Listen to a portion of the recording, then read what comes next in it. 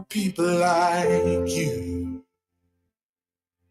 I've heard of the streets are made of gold, and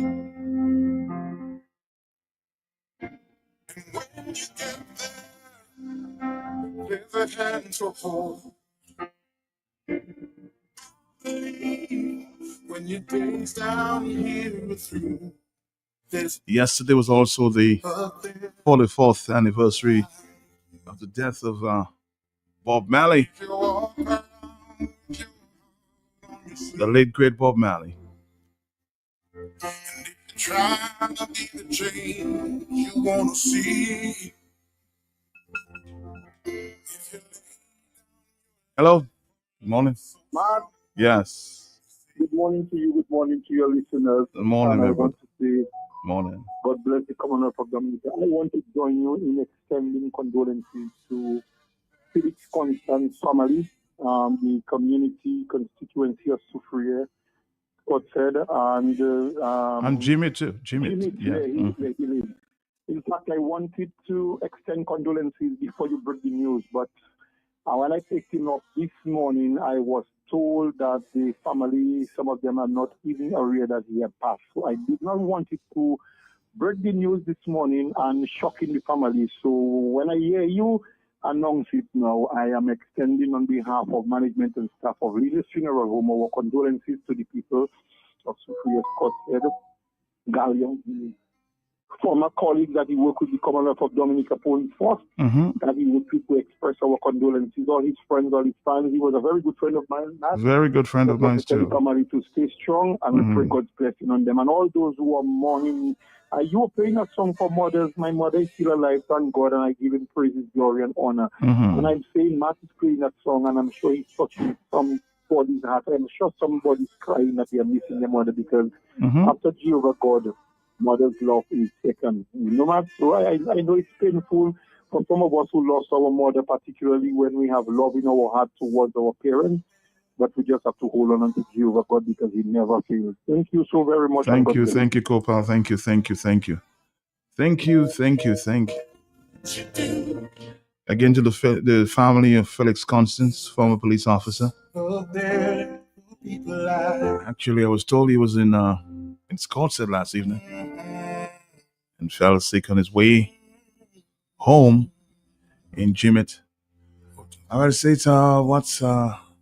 it's 8:17. Let's do this one finally for all the mothers, and then we move on.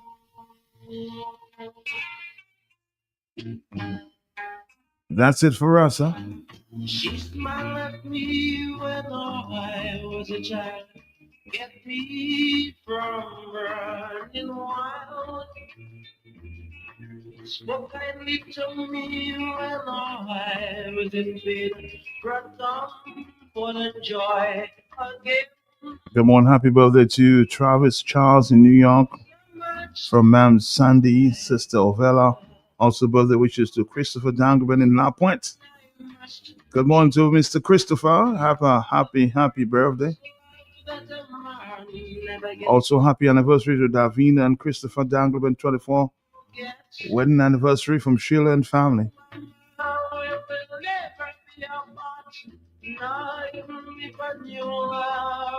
Captivate my heart. Oh, I'll never let you down. No, mama. My mama.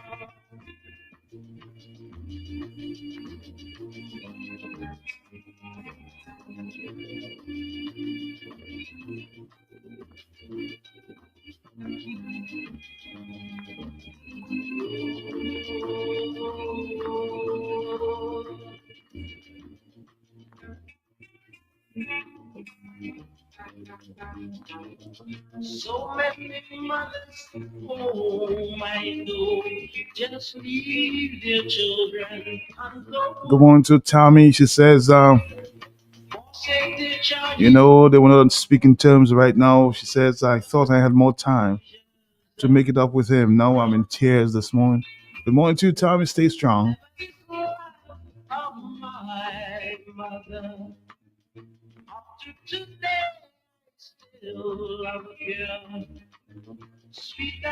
My heart is broken. Oh my God, I can't believe. Felix Constance. Oh my God. Oh, mama, we will never be apart. Not even if a new love captivates my heart. Good morning to you. Hello, yes. Hello. Matt, I love you. You love Matt, me. are you talking about everybody mother that died? What about the mothers in Jamaica that had Oh. one child? He was tough like a dog in Roseau. And you wouldn't even say, well, who lose their children? But I lost two children from my husband, but the worst one was the one they stabbed in Roseau. How do you believe I enjoy Mother's Day, Matt? I know your pain. I know your But pain. you're not just saying that you have to make the next time I'm morning. I see you. Matt, it's something I will live with until I die. You got everybody that eats in their ham and they dirty. Matt, it hurts me. Matt, I have pain on little already in that country, Matt. Matt, on little already, no? On little love people, no? On love one set. Matt, I love you, Matt. I love you too. Think of me, Matt, when you talk in your talk. Okay, Ness. All right. Oh boy. Ness Darampo, good morning to you. I know you still feel the pain of the loss of your son, huh?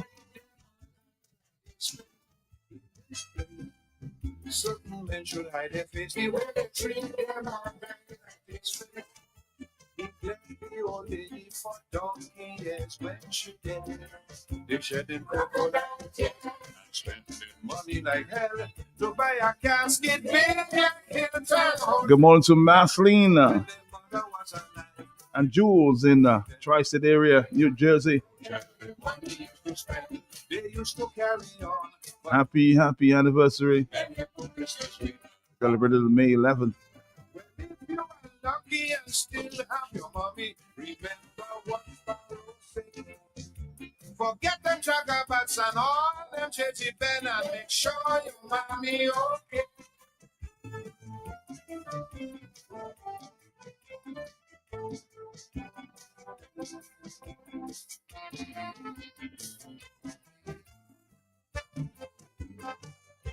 So in the street, some of them drunk in the street, and my mind riding come right every day in a street, and they money empty. I know a man one night joined the wife to cause him out and weeks later he end up in Canada. When she dead, he start to moan and shout, I wish the dead could have wake up and bust it out. When his mother was in need, he didn't pay her heed, and she had to eat the bread they never need. It was so unfair, I mean, a postcard once a year to pretend you're so sincere. No, you don't need a lot, just give her what you got, whether you're rich or you're poor. Only on a birthday should not be the way, every day should be Mother's Day.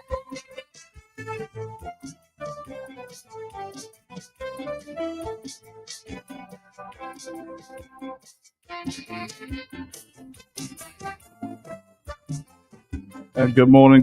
Hello, yes. Morning, I want to say something to my friend. What's your friend? That's my friend for years. To play me out at the hospital to my scan, and everything did well. I want to say to Miss Ramper that he has a first Peter 5:7. Casting your cares upon the Lord for care. If you continue to live and over within all these years, this can grieve you and kill you. He told my father of many things, but the best thing is to lay it at the feet of God. And this is highly time, Mr. Ramper, to leave God carry the burden for you.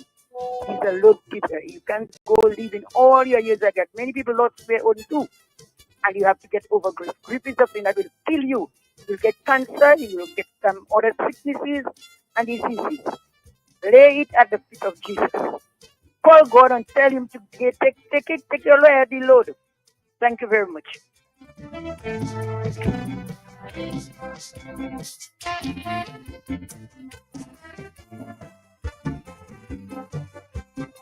Oh no, don't neglect your mommy so. Don't leave her in tears and sorrow. Don't forget that you. Good morning to you, Marcella, huh? You may start on a good time on Saturday, huh? All the wines given away. Compliments of a few sponsors here. She's always happy, not like those Fresh Market, only to make sure Pirates, all the other sponsors that made Mother's Day what it should be.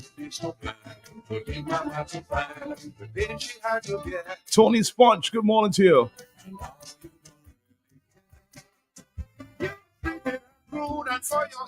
Good morning to the Glam. Good morning to the Pride of Dominique. Meets every man who treats his mommy that way. My friend, tell me, why do you pretend to remember your mother? Why do you mourn when she's buried all alone and no longer can she return? Good morning. Hello, yes. Hello. Hello. Hello. Nobody there.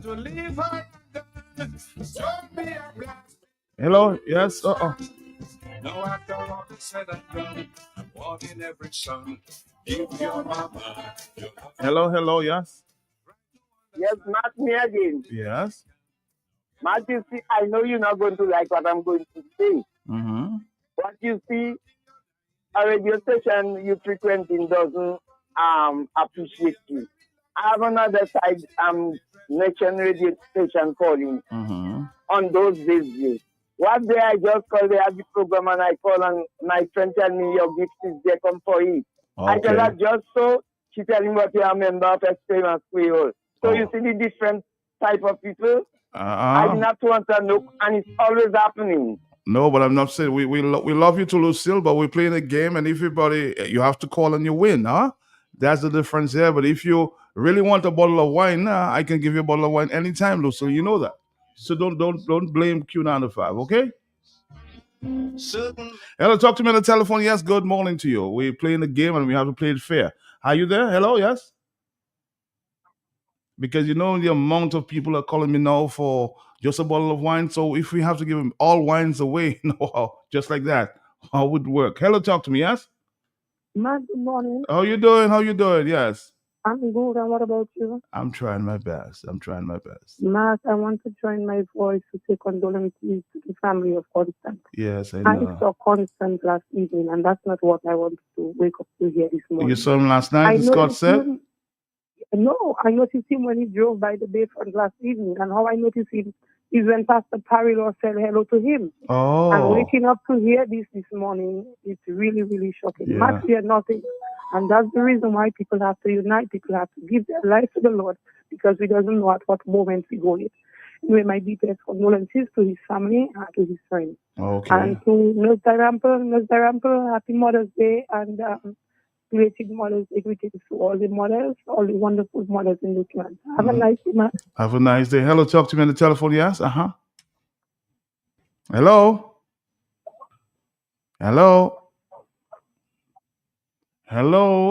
Nobody home. 2 weeks later. All right, let's do this and we'll come back, Dominique. We're taking a break. We'll come back for Opie. Yes. I wish it did. It would have wake up and bust it down more. A wide array of the devices and gadgets to make her life super this Mother's Day. Get 25% off any purchase of 2 or more items for Mom at Radio Shack. Choose from portable audio equipment, earplugs and headphones, smart devices and more. Shop today and pay us later with Ready Finance. It's super tech for super mom at Radio Shack. Offer ends May 31st, 2025. Here's a fun fact. In just 29 seconds, you can say goodbye to paper bills forever. Seriously, in 29 seconds. That's less time than this ad. Head over to discoverflow.co or visit us in-store and update your contact information now. By October 1st, your bills will be digital, easy to access, secure, and hassle-free. So what are you waiting for? This ad still has 2 seconds left, and you could have already gone paperless. Exciting news from AutoTrade. Incredible savings are here. Take advantage of AutoTrade's Thrifty Thursday promotion. Mark your calendars. On the last Thursday of each month, AutoTrade is offering up to 20% off items throughout the store. Yes, 20% off. But wait, here's more. Keep your eyes peeled for our exclusive Deal of the Day offer, bringing you even bigger discounts on select items. Whether you're looking for car accessories, maintenance essentials, or just browsing for a great deal, we've got you covered. So be sure to swing by AutoTrade every last Thursday. At AutoTrade, it's more than a vehicle, it's a relationship. Terms and conditions apply. From the crazy to the free, you don't have to do free. You need a loan you want to stay. You want come and visit us today. With a commitment to quality. Therefore, you and me was one the family, but now with the community, making life easy, yes, like everything. No matter who you are, you can benefit. When you bring your mortgage, with rates as low as 5% and loans for all your needs. Open an MRA. Save for your golden years and take advantage of our savings product. We will finance your business. Checking accounts, small business loans, wire transfers, and so much more. You all the way. Your community financial partner. NCTU. At Bloombox, we now carry and are fully stocked in granola fertilizers. Urea 46%, great for leafy green 15-15-15, great for all vegetables or young fruit trees 20-20-20, best for foliar spray and seedings and small vegetables 12-12-17, great for tree crops or flowering vegetables and fruits 12-24-12, root crop fertilizer like dasheen and white potato 12-4-28, great for tree crops or flowering vegetables and fruits. Red potash for fruit trees and vegetables. All the fertilizers you need are available at Bloombox. Located on Federation Drive, Goodwill, second property on the right after the Valley Link Road. Your one-stop shop for everything that grows. Let's bloom together. We were set to battle, and your Aunt Angie was leading the pack when... Aunt Angie, what does this have to do with car damage? Oh, right. Well, long story long. I took down the assassins and wound up inventing a new form of mixed martial arts. I became an international champion until one sore loser couldn't kick my car. But I was covered with CG United. Covered for malicious damage and more. CG United. Good like that. All benefits are subject to policy provisions, including eligibility at the time of service. That email seems suspicious, and that SMS could be vicious. That phone call or voice not so serious, too good to be true, probably fictitious. Don't be fooled by online imposters, promise things that are gonna cost ya. Be aware, protect your data and money. Stay aware, stay alert, You can't outsmart the scammers. A message from Republic Bank. Report any suspicious activity to customer care at rfhl.com. Hello and welcome to Government in 5, your quick guide to the latest developments in government. I am Dion Smith. This week we are with Prime Minister Roosevelt Scarrett as he looks ahead to the upcoming meeting of Parliament, scheduled for next Monday, May 19. Prime Minister Scarrett has announced that his government will seek parliamentary approval to secure a loan from the National Bank of Dominica Limited to finance the implementation of electoral reform. In March, the Dominica Parliament passed 3 key pieces of legislation aimed at strengthening the country's electoral processes. Among them, the Registration of Electors Act introduces mandatory voter confirmation within a designated 12-month period. Prime Minister Scarrett noted that these reforms will be costly and funding is required to effectively carry out the new processes. I want to ensure that the Electoral Commission has all of the money up front, so nobody says that they don't have the money. And then I also directed the Ministry of Finance to engage the Electoral Commission to establish the fund that has been mandated in the law, so the Commission has independent access to the funds for all aspects of this. I know the Electoral Commission has submitted for Excellency the President the budget for the electoral reform. This is in excess of $8 million, and so those funds will be made available. The Ministry of Finance has started discussing the issue of loan, and I'm hoping that we can go to Parliament on May 19th to contract this loan and to transfer the money in one scoop to the Electoral Commission. So they have the law, they have the money, and so the executive, does say the cabinet, the government has done what it's supposed to do insofar as electoral reform is concerned. The Prime Minister said the measure will also serve to enhance transparency throughout the process.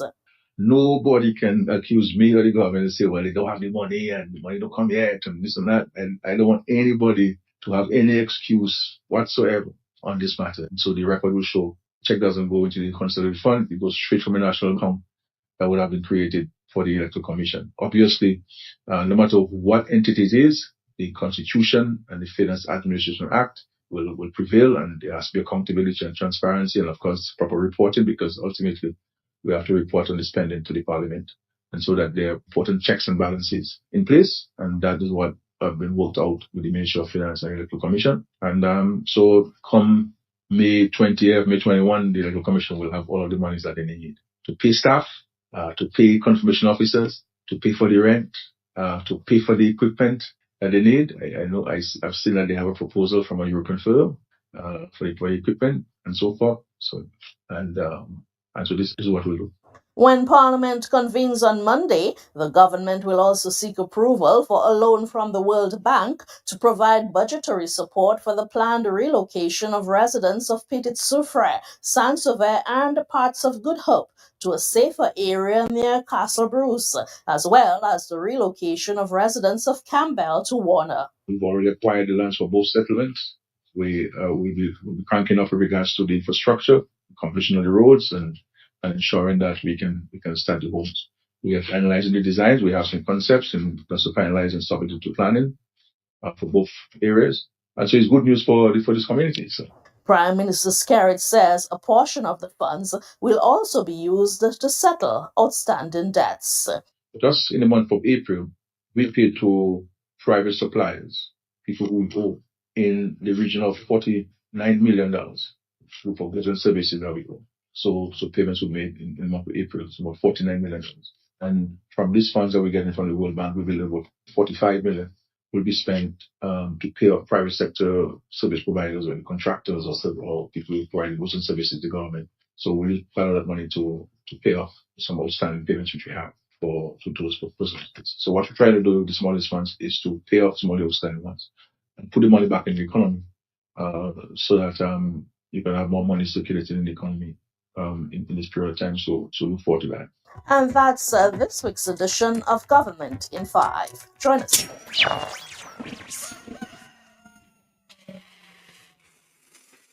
Tune in every morning for The Hot Seat on Q95. The latest happening events, breaking stories, and behind-the-scenes in-depth investigative reports. Stay locked for more fair and balanced talk on The Hot Seat on Q95.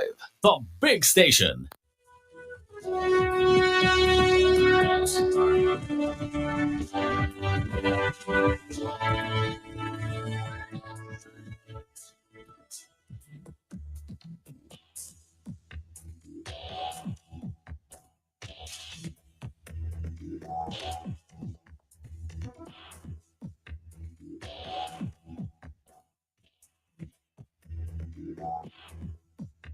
All right, Dominica, thank you.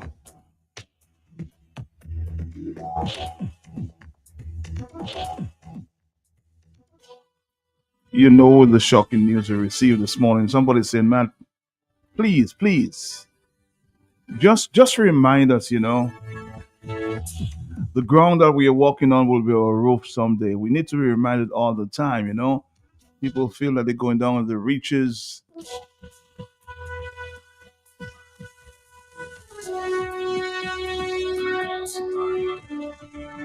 You go to bed, and you might not even wake up tomorrow. We have to count the blessings every time we see the light of day. So please remind us, please. And the ground that we're walking on will be our roof someday. Again, our deepest sympathies to the family of Mr. Constant this morning who passed last evening. And he was there celebrating with the moms in Scottsdale. Never thought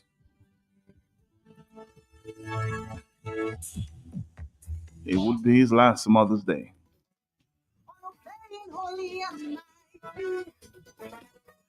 From the top, man. From the top. Be careful. Always be careful how you treat other people.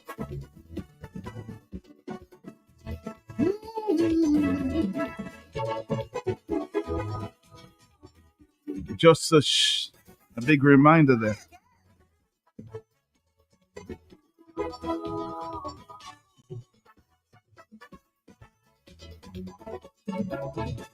Some people believe that they're greater than you and I wonder why.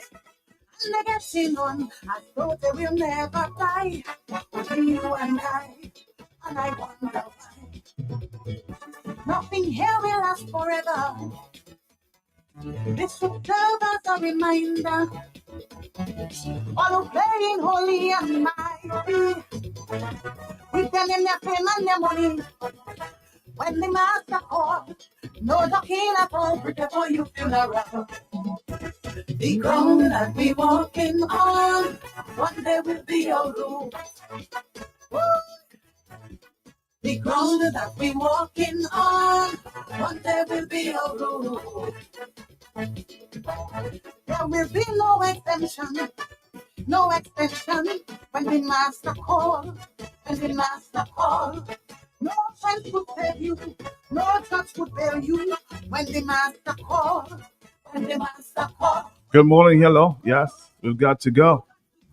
Mark, Yes, how are you? yeah, there's no hard feeling. Remember, I still love you. I always love you. Take care of yourself. Okay, no matter what I say, but I still love you. All right. Love you too, Lucille. Be careful how you treat other people.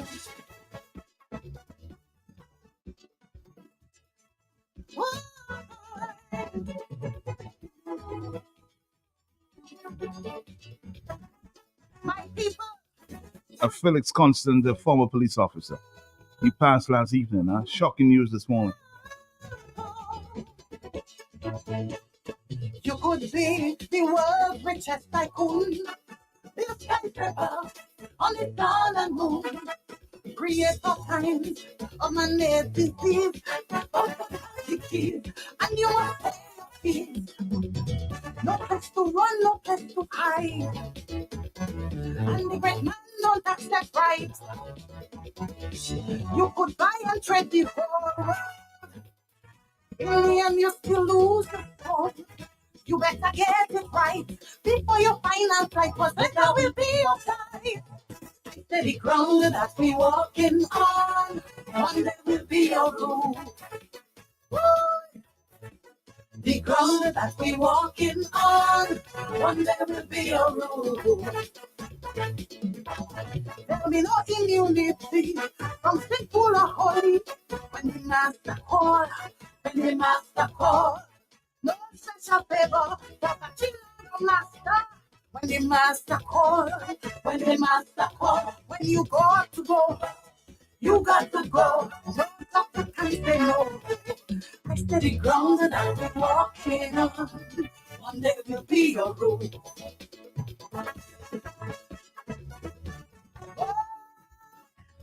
Be careful how you treat other people.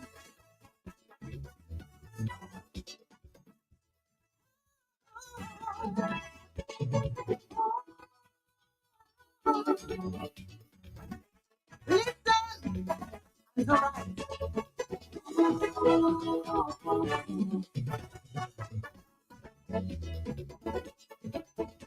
We keep glorifying the things man made, you and I. Oh, somebody said, what a shocker. He was my favorite classmate in school. That was laid for you and I. And I wonder why. If God who gave you man the wisdom. A shocker. Of course, a sad reminder. We're here today and we're gone tomorrow. And the Holy Ghost and the Father. Better stay in your head, cause all you walking in a second could be weekend. I steady ground that we walking on, one day will be a room. The ground that we walking on. We have UE till 9 o'clock. No acceptance of gifts from millionaire or cheap. When the master call, no sacrifice of human blood, what I doesn't afford. When the master call, when you got to go, you got to go. No, I steady ground that we walk. Good morning to our morning this morning. Steady ground that we walking on. One day will be your room.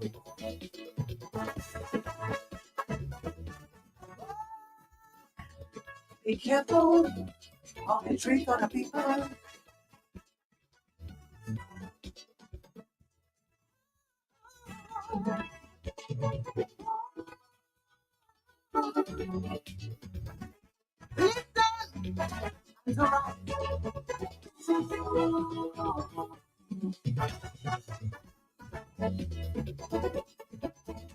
We keep glorifying the things man made, you and I wonder why. I'm trying to forget the foundation that was laid for you and I wonder why. If God who gave human the wisdom, no man could hold him for ransom. So I'll think that they are mightier than the Holy Ghost and the Father. Better stay in your head, cause all you walking in a second could be weekend. I steady ground that we walking on, one day will be a room. The ground that we walking on, one day will be a room. No acceptance of gifts from millionaire or cheap. When the master call, no sacrifice of human blood, what I doesn't afford. When the master call, when you got to go, you got to go. No, the ground that we walking on, one day must be your room.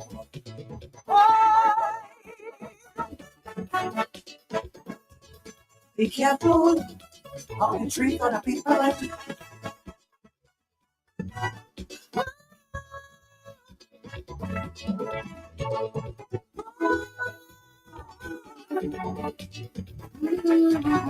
Here's another song with a similar message.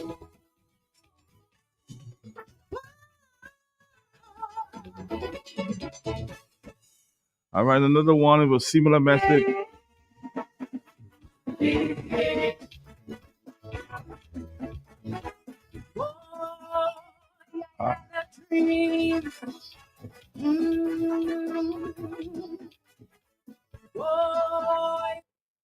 Another one with a similar message there. This one called Six Pieds. Yes, I wanted to listen to that one. Very, very serious message there. That sometimes you just, take life for granted. We've got to go. We've got to go.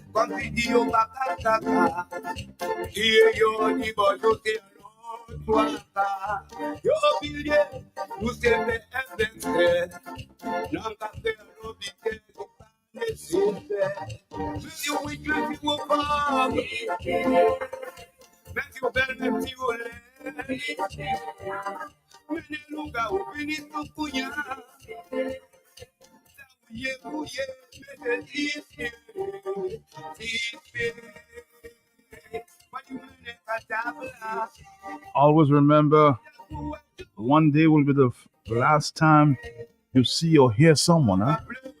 Just appreciate and love everybody.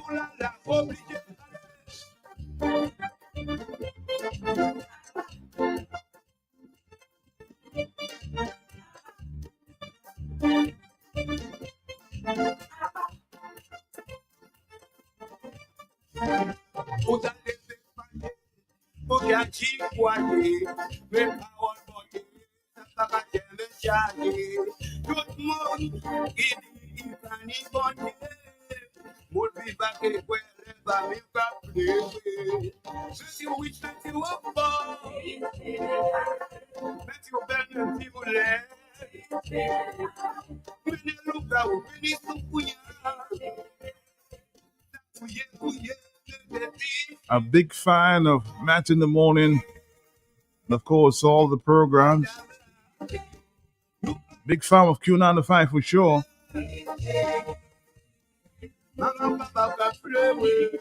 He was my customer at my laundry. I'm lost for words.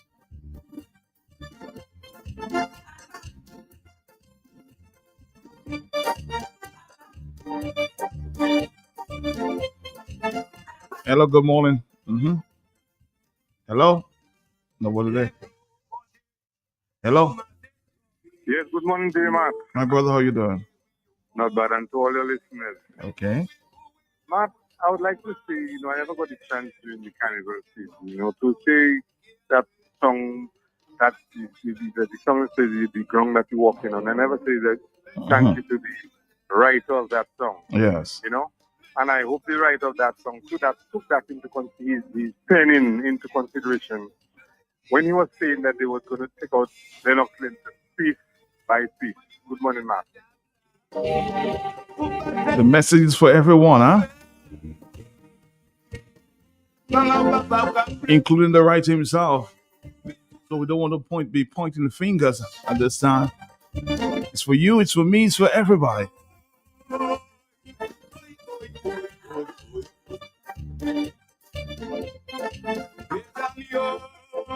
Talk about the message, not the messenger, huh?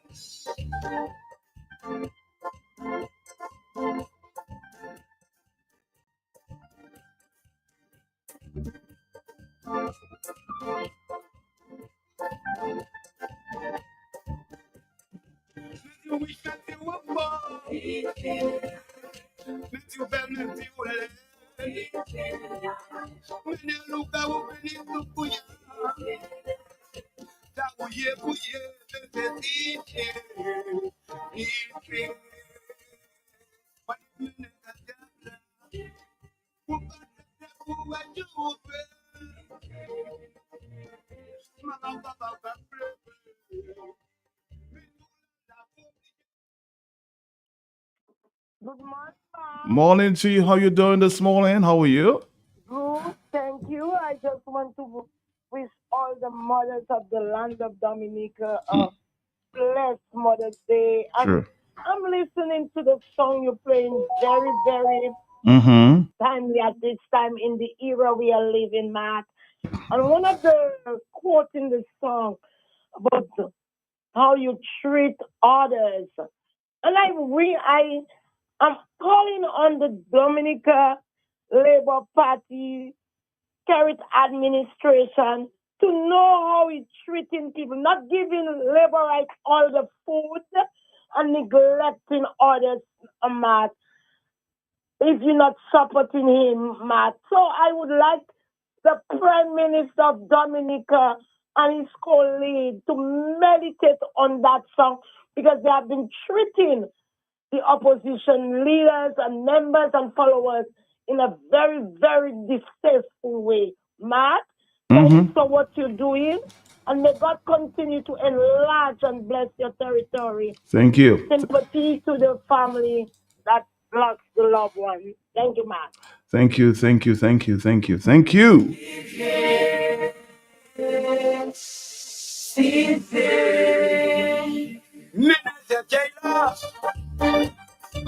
Somebody says, that's why I always make my heart clean and live 1 second at a time. When we wake up in the morning, it might be the last day. We have to appreciate life.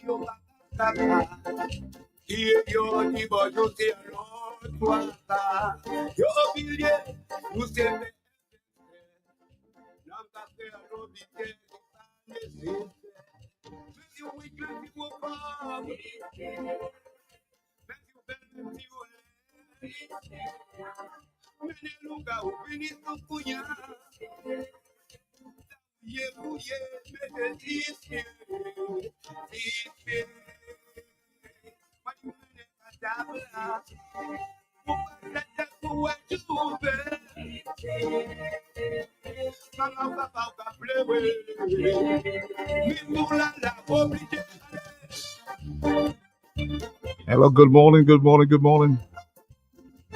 Hey, brother Slack, police officer on retirement, in tears this morning, given the sudden death of Felix Constant. Philip Scott said, your countryman.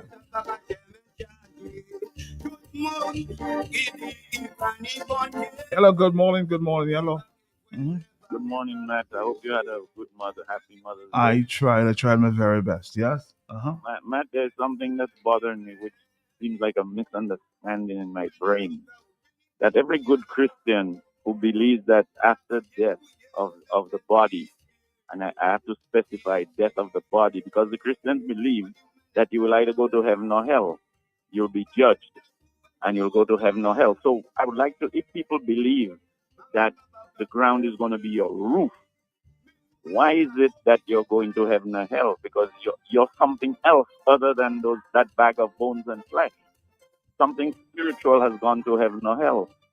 So I'm trying to make that make sense, man. I don't want to be very conclusive about it, but I'd like people to ask themselves that question. Am I a spiritual being who will continue while this body is buried and the worms will eat it and it will turn to dust or whatever?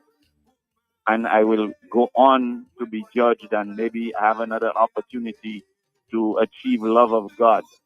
These are some of the questions that are going through my mind now. Well, you have to ask the theologians about that one. I don't know how the answer to for you. And I'm sure there are many questions that will continue to go unanswered. Huh?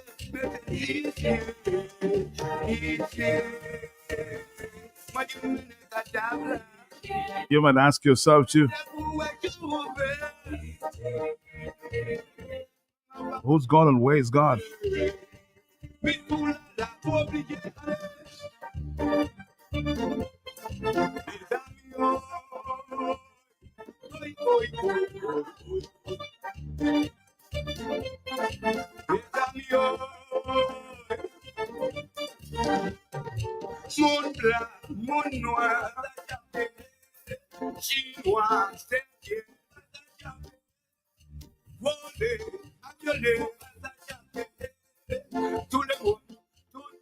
Good morning, hello, yes?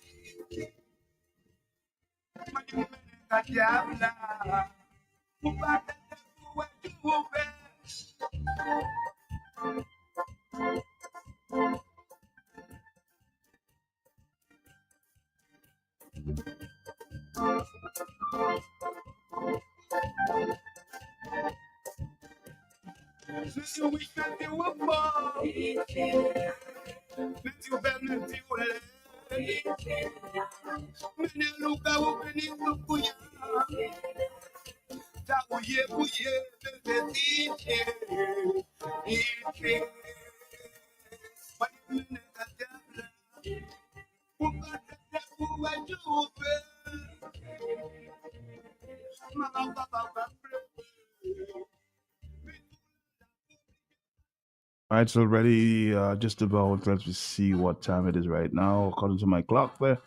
It's 8:58 in the morning, Dominica. Our next up here is with UE, the University of the West Indies. Something special. It's taking place tonight. We're going to tell you all about it. Okay, so stick around, Dominica. This is Q905. We're going to come back right after this telephone call. Hello, yes? Good morning. How you doing, my brother? How you doing, Clay? Give me 1 second of time, man. Okay. 1 second of time. Mm-hmm. But I am not a preacher. But for those of us who have read the Bible and believe in the Bible, God made man from dirt right on the earth, and He breathed His life into man, according to the Scripture. So according to this, that's what the Bible says. When you die, your spirit goes back to Jacob, to the people that are in the activity, and then your body becomes dust again. So that's why they bury you, and as they rightly say, the earth becomes your roof, but your spirit goes back to the maker. The maker does not give it to you, as far as I know. Probably people like Pastor Randy Rodney can better explain that than I. That's what I said. The theologians, they can explain that. I try not to question as things are. So we're going to take a break now. Thank you, my brother. Thank you for calling this morning. We're going to do a break and we'll come right back. This is Q95, the big station in the morning. Let's do this and come back.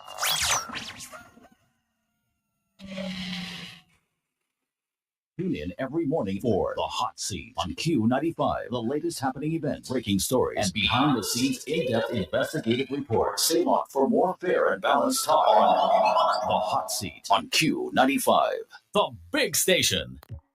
Explore your world virtually.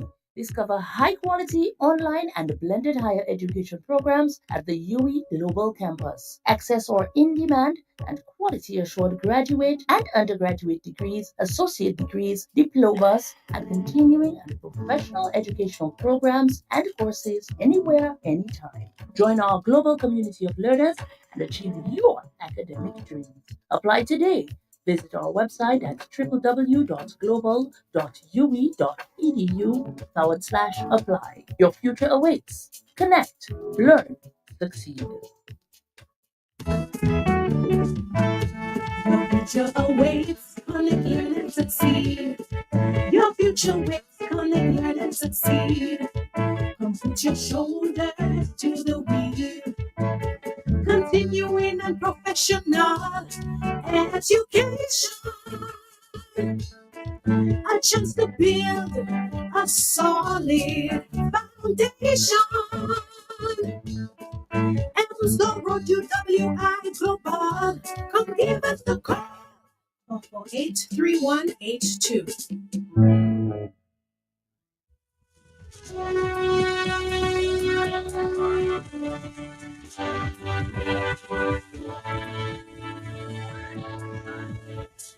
All right, Dominic, we're here with UE, University of the West Indies Open Campus. And the great doctor is here to tell us all about it. Good morning to you, sir. How are you doing this morning? How are you? Good morning, Dr. Barry Kasumi. I'm here with my colleagues from EU. Okay. And our presenters here with us. Mhm. And we're going to talk about the UE Global Campus Open Lecture this evening. Okay.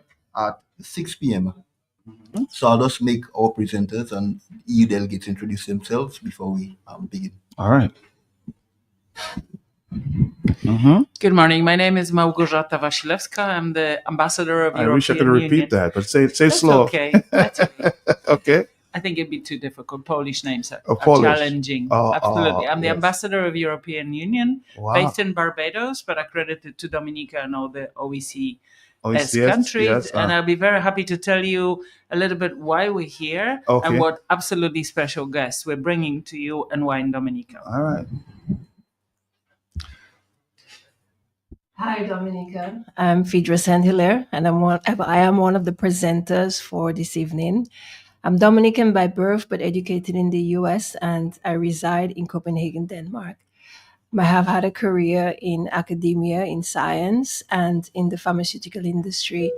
But now my main focus is uplifting others and giving back. So I work with gender equality, leadership development, and angel investing. Before you go on, what part of the country you're from? My mother from Sofia, my father from Lapilin, and raised in Salisbury, Bowie, and Canefield. You're from all over the place. All over the place. Yeah, so my name is Morten Mildal. I'm professor at University of Copenhagen, and I am assisting tonight in the presentation and talk about education in Denmark and probably hear as well. Mhm. I'm also a Nobel laureate of 2022 in chemistry, which allow me to say things that other people can't. No. So yes, let's find out what is really going on tonight in terms of the subject matter that you'll be addressing All tonight. right, I wish I could tell you about this subject matter, but I'll leave it to the special guest. I just Okay. want to explain a little bit and introduce why we're here Mhm. and how special this is. So Okay.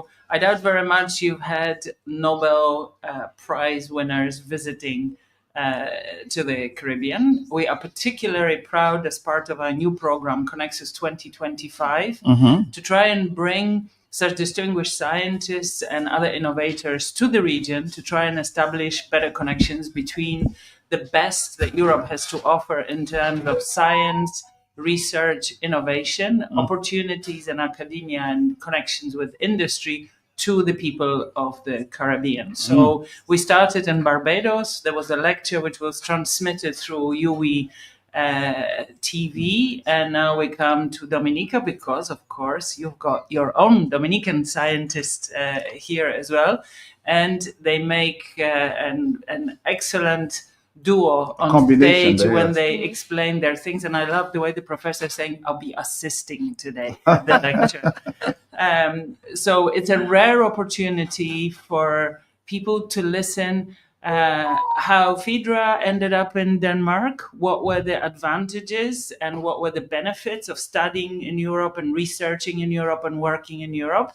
And then from Professor himself, how you get to that stage. What is it that you develop in yourself in terms of your own curiosity and drive to get to that point, and the patience you need and perseverance and so on. So it's a free lecture. We really encourage young people, representatives of private sector, anybody who is interested in science in any way or anybody who is interested in Europe, do come today because you're not going to get an opportunity like that anytime. And Barry, how long is going to be the lecture tonight?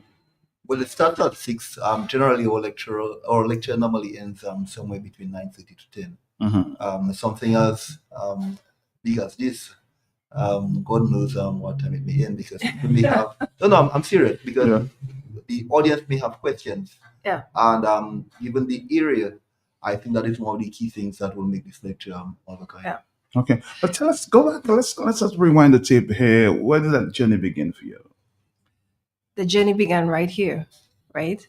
I was educated at the convent high school. I was interested in science from a very young age. I had this curiosity about what makes us tick, what makes said us the convent work. high school? Yeah, I'm a convent girl. All right. Congratulations to you. Thank you. And an opportunity arose that I could go to study in the US, and that was, you could say, the springboard for my career. Of course, in the Caribbean, people value occupations like doctor, lawyer, engineer. So the path that was charted for me by my parents was that I should be a doctor. But when I got to university in South Carolina, I was really, really beat by the research, because I had the opportunity to do undergraduate research, and it made me realize that I don't really want to be a doctor, right? And I think that's something that we need to back away from in the Caribbean, forcing people into this 3 categories of careers. And I can understand, the practicalities of this and how it ties into our culture and economy. But I think as we progress out into, the future, we have to think differently, and we have to value research. We have to value innovation and curiosity and thinking differently and outside the box and outside of the traditional careers. So why would you encourage the students, as you said, to venture in that area? I mean, science is fundamental. It explains everything in the world. And I think if everybody has a basic understanding of science, then if you think of governments or people who are responsible for policies, then they can actually make better policies because it's founded in data, it's founded in the science. So that's one part of it, just having a general education and general understanding. For example, if the population had a general understanding of science, you wouldn't have all this vaccine skepticism and things like that. And then the other, I like that. right? It's true, it's true. Because they really understand what's going on, and you can combat misinformation. And there's so much misinformation going on. And of course, the second part of it is that with a STEM education, you're prepared for the jobs of the future. A lot of the jobs of the future, they are emphasizing, critical thinking. This is something you get from studying science, learning how to analyze things and connecting the dots. And if you venture into, computer science and AI, I mean, these are the skills of the future. So definitely, I encourage everybody to study science. Study science. And that's my bias, of course. And Professor, of course, why should we get into that field? Yeah, so I have one mantra which is very important, and that is chemistry is everything. And I mean that quite literally, actually. So there's nothing around us which are not made up from molecules, even us ourselves. We are made from molecules that interact, and every time we have an emotion, every time we are hungry, every time we feel sleepy, that's just molecules interacting with each other. And understanding this universe of molecules and atoms actually is also a way to have a more healthy consideration of, for example, the global problems that we are facing right now with global warming, fossil fuels, plastics, microplastics all over the place. Mm-hmm. All of those things, the flooding, the hurricanes, which are very relevant for this region, all of those things goes back to understanding chemistry.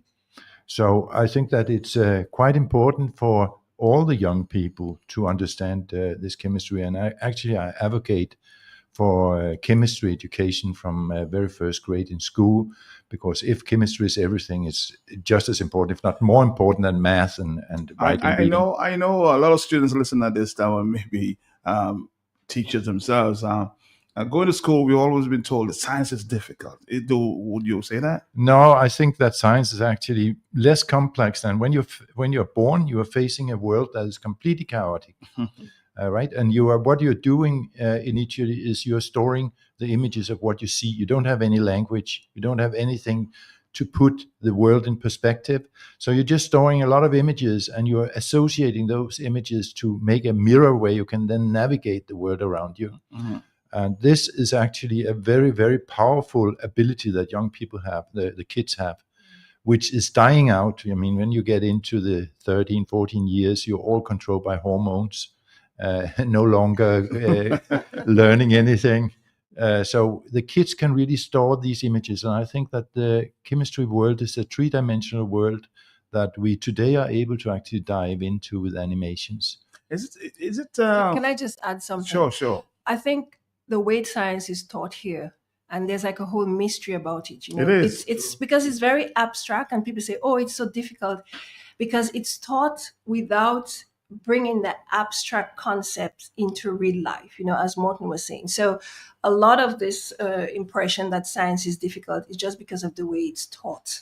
Mm-hmm. And it should be taught in a way that people can relate it to real life, And of course, because you see a lot of formulas on the board, you wonder what the hell is that? Exactly. And then you just have to have these abstract concepts in your head, and it can be very difficult to relate to. So I think if they revolutionize or transform the way science is taught, then you will have more people knowing and believing that they can actually study science. Mm-hmm. Any important? He said chemistry is important, but physics also plays a critical role in life. Talk about space, all those different things. Mm-hmm. Moving to engineering, physics plays a critical component in that. And one of the things we must understand that societies can develop without population and innovation. Mm-hmm. You see, for example, what happened with the Industrial Revolution, or it basically cut down the cost of labor. And even now, you think of assembly lines in the US and China, you had large assembly lines of people. They were replaced by robots. All of that has to do with basically physics, engineering, and those sorts of things. So we have to, I totally agree with Deidre as it relates to the way we teach science in schools. Has to change. It has to be something that can not only be relatable, but you must be able to join the theory, the science, practicals, the practical life. Mm-hmm. How does it impact life itself? And when because you all going to school, you always ask yourself a question like, "What is this really going to do for me when I get out there?" Exactly. Again, that's a good point. That's a good point. And so you must be able to draw the conclusion as to connection. the connection. If I do X, and how is that going to help me throughout, and the importance of it. Once you have not seen that, it makes it very difficult to connect it in your mind and see the relevance of it. Mm-hmm. Because a lot of students in Dominica and maybe elsewhere too, usually want to connect to the arts, but they don't get the concept as to how deep the science can help them. Go ahead. No, I was just going to add, it's beyond what is it going to do for me. We have to start thinking, what is it going to do for society? Right? Okay. Yeah. Because it's not so much about the individual, it's about the collective success. And if you understand what role you have to play in that, then I think it makes the whole society more engaged. Mm-hmm. Professor, you want to say something? Yeah, so most of the innovations that happens around the world are associated with a deeper understanding of the chemistry world. Mm-hmm. And the chemistry world is actually just as three-dimensional as this world around us now that you look into. And the problem is that we can't see what is going on down there, but we can make that visible through animations. So in my opinion, we should actually completely skip all the formulas, all the molar concentration, kinetics, all of that stuff for the first 6 years, and just show people what it looks like when water is boiling, when hydrogen is burning, and so on. What does it look like down on the atomic level? Okay. And if they understand that, for example, a concrete worker could make much better concrete if he understood how the water is reacting with the concrete, how the mixture is binding and all of that, what kind of temperature is it hardening best at, and so on. All of those things are chemical understandings, which will give you better performance throughout the society. It will also make the political decisions more informed. Interesting. Yeah, I was going to say another example is even in the food industry, because let's face it, Dominica, like many islands, it's agro-based, right? Mm-hmm. And if you have an understanding of the science, then you are better able to make higher value products instead of selling off the raw materials and converting that into high value agricultural products that can be sold on the market. And the other thing is that as far as I understand, non-communicable diseases like diabetes and so on, and cardiovascular is on the rise here. Hypertension. Hypertension, right? And so if you understand the chemistry of the biology, but also tying it to the food, right? And the glycemic indices, if people have an understanding, the bakers will know what kinds of products to make that will actually support a healthier lifestyle in our country using our own local products. At what age is the best time to start learning science? I hand that over to Morton. He has a big theory about that. Yeah, so as I said, that the kids are actually amazing in storing images, and wherever you are here in Dominica, if you close your eyes and look back to your childhood, you will see quite clear images. Even though it's many, many years ago, you'll see quite clear images with details. Whereas if you go 10 years back in your life, you'll probably not see anything. It will be all a blur. So this period in your life is the best one for storing images. And actually, children are not learning language by grammar and words. They're learning it by images of whole sentences. So that's how children are so fast learning a language. It's because they're not learning it like we do by rules. Very, very interesting. But if you have to call, you have to call now because our time is sort of limited. We have 13 more minutes on the clock. So if you want to ask any question to professors there in chemistry and the other professors are? I'm also in chemistry. In chemistry as well. So we have two dynamic, the professor just yet? No, I've Is that a choice? I have evolved beyond that. So now I work a lot, as I said, with investments and business. So basically the application of the science and the education into how you can turn that into economic rewards and growth and sustainability. Let's take a phone call. Are you there, caller? Yes? Yes, Mark Morning, the professor from Europe. I would like to have a number, please, because there are some things I would like to discuss even privately, please. Oh, you want to do some investment? Something of that nature, yes. Well, okay, you'll have to call Yui for that. Okay, so Dr. Barry, maybe you want to share that information, the number from Yui there. Hello? Yeah, They So could just call. call me on my 285-2542. Okay. And, So he'll share that information with you. Hello, talk to him on the telephone. Are you there? I just want to ask a question. Not, I've passed my age already. You passed your But age as already. I said, as we speak about science and Sunday, I really wanted to be a nurse and I didn't succeed. But I'm still studying little things.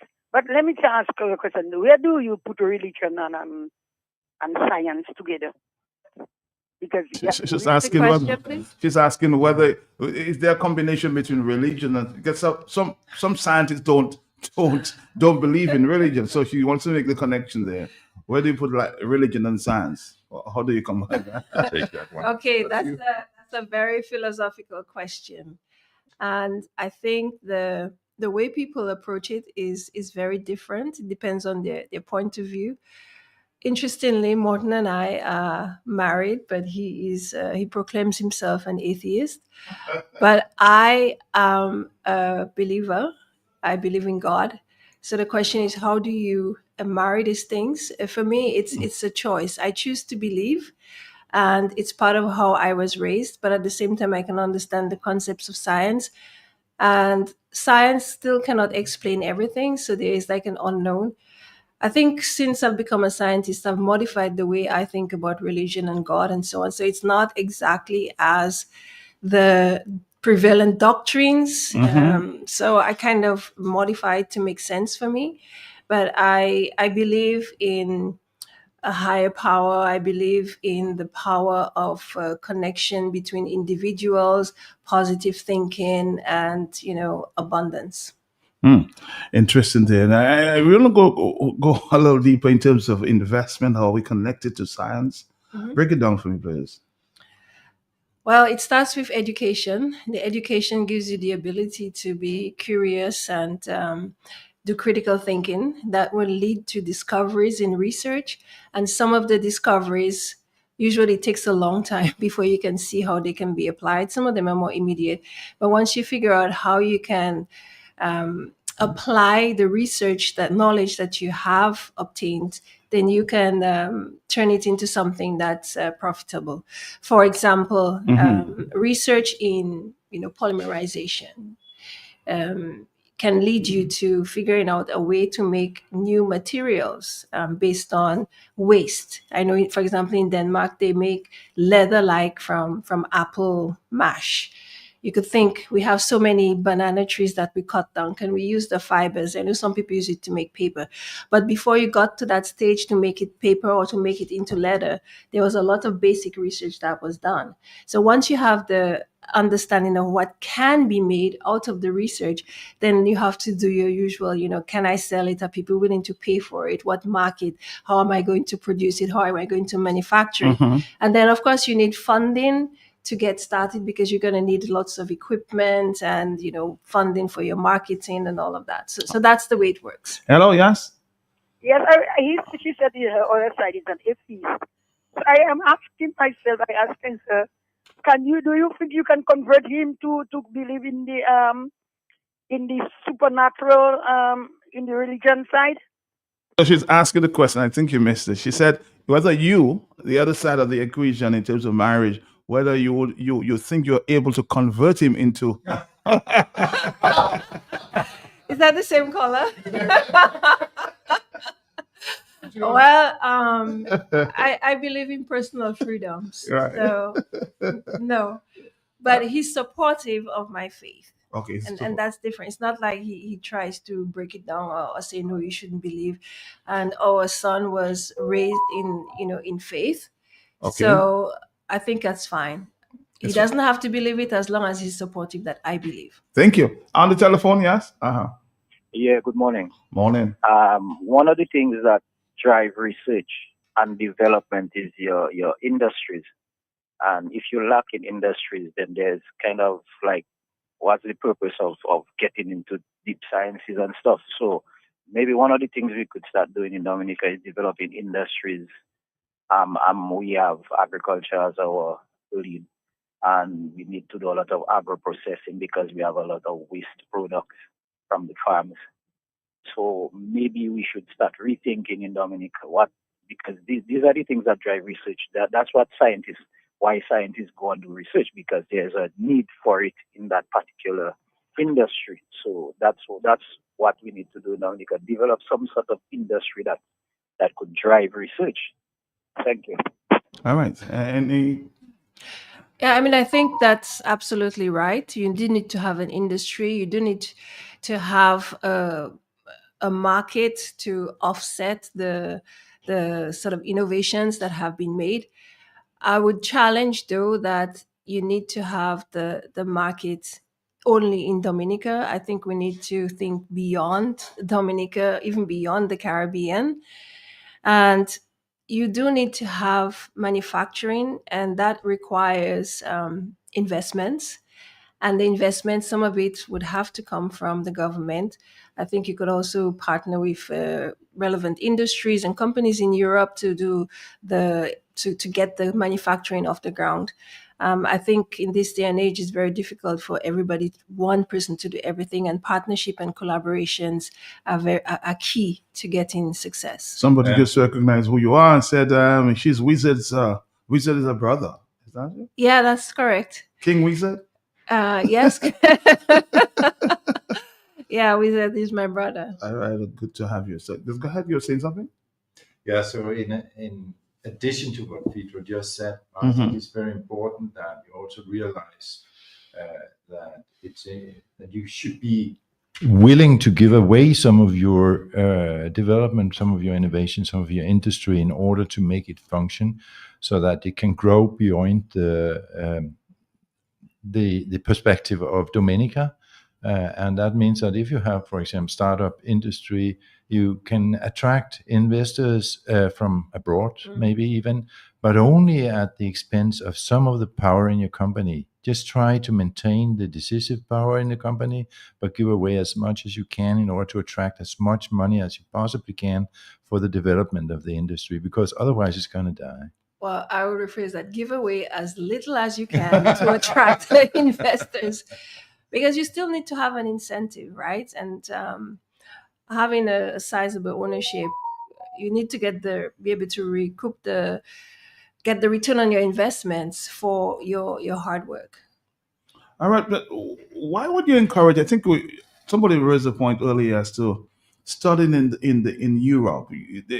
Are there advantages over because a lot of people want to run to America to study. Why Europe? If you had to make a choice, Yeah, well, I think most people run to the US, Canada, and the UK because it's familiar and you have a community there. Many of us have friends and family who have emigrated there, and we know the system. But I think going to Europe has one of the biggest advantage in terms of the cost, right? It is so much cheaper to study in Europe as opposed to studying in the US. And having lived in both countries, or well, both continents, I can tell you the way of life and the values in Europe are more similar to that in the Caribbean. People genuinely care for each other, and you can feel that you're part of a community. One of the I've been speaking to a lot of young people as to why they're hesitant about coming to study for Europe, and some of them say they're sort of afraid of being alone. But I can tell you there's a Caribbean personal community in almost every single country in the world. And if not, you do have a lot of people from the African diaspora who are there. I have been part of Caribbean communities in Denmark. I founded an organization for professional women of color in Denmark, and it's mainly women who come to Denmark to study. So you need to have an effort in finding your community, and I know that is key to being very happy there. on the telephone, yes. Hello. Hello? Yes. Hello. Yes. Hello? What age should you be able to study science? What age will you start? I think they answered the question before. Somebody saying, what age is the best age to study science? I think learning science from the beginning of school and then studying when you're actually ready to do that. But if you follow my recommendations from before, you will be at a bachelor level at the end of your high school. Yeah. So starting around 6 years old. Yeah. 6 years old. A good way to start. Yeah. But why do we, you said maybe we have to reconfigure what's going on and change the approach in teaching, because in Dominica, I'm sure Dr. Barrett would agree, We actually started learning things like chemistry in third form, which is almost halfway off of high school. So That's a bit should we late. change that? Third form? It's a bit late. It's a little late. Yes, I'm saying yes. I find we start a lot of our things late. In sports, you see, we start the athletes late. Education and same thing. Both science and businesses, you have to start the children in primary school Very early. What you do basically, if you think in investment, you bring it to their level and see the importance of investment. How do you invest? Why you invest? Why is it important to invest as compared to savings? If, for example, you eat inflation, currency devalues. Say you save $100,000 and your currency does devalues. $100,000 worth nothing. As compared, you take that 100,000, you invest it, say you buy property, build condos, rent the apartments. Currency changes, well, the value of your property goes up. All those different things that you have to look at, and you have to basically work with the children from very young. They can understand the importance. I'll give you an example. What we often do in Dominica, we take our monies, we put it on a fixed deposit. So take, for example, you put, say $40,000 on a fixed deposit. Do you know you're getting just about $1,000 at the end of the year, somewhere around there? Yes. That's about close to about $50 to $40 on your investment each month. You take that same 40,000, say you take about 2,000, invest it in anything. I may think of something small. Say you want to open a tablet business. Yeah. You're making more money doing that than you take the money and you put it on a bank. But you have to make the children at a very young age. Also, too, if you think of business, you must tailor the curriculum that you make the children to have business startups in primary and high school. You have to be able to make them know. You get them a feel of it. Yeah. Make them know how the business plan works. The importance of taking loans. A lot of people in our generation don't like to take loans. They are afraid of taking loans. So I'll give you an example. Say, for example, you have to invest in a particular business. Take a loan of, say, $50,000. So you buy certain things. In about 2 months, you're able to get back the return on the investment, and the interest you're paying on the loan is next to nothing. So you see the value of knowing business, understanding business. One of the problems I think we have in Dominica is population growth. Population growth does not augur well for business, but e-commerce has opened the way business functions. You can sell your business, your item, your services or goods anywhere in the world. So that helps. The Caribbean region, while the population is still very small, but if you have a good service or good, you can sell throughout the Caribbean and move out to first world and developed countries. Those are things we can do. But it has to start from young. People have to see the benefit of it. Yeah, it's the mindset and it's the culture. If I'm to go to culture, I was telling one of my business classes that in the 1940s we started with shops. We became independent. We started with shops. Do you know that most of the shops are still shops? Yeah. If I'm to go further, I don't think there's more than successful businesses. I don't think there's more than 5 to 10% of the people of African descent who own successful businesses in Dominica. In Barbados, I know it's just about 3%. Antigua is about the same range. But it tells you, in terms of how we teach business, in terms of how we think of business, we are more consumers. Yep. So I'm happy that Deidre is going to speak on those issues as relates to business setups, business startups, investments, the benefit of it, different types of businesses, whether you're going sole proprietorship as compared to limited liability partnerships. Those are very important and they make a big difference in terms of business success.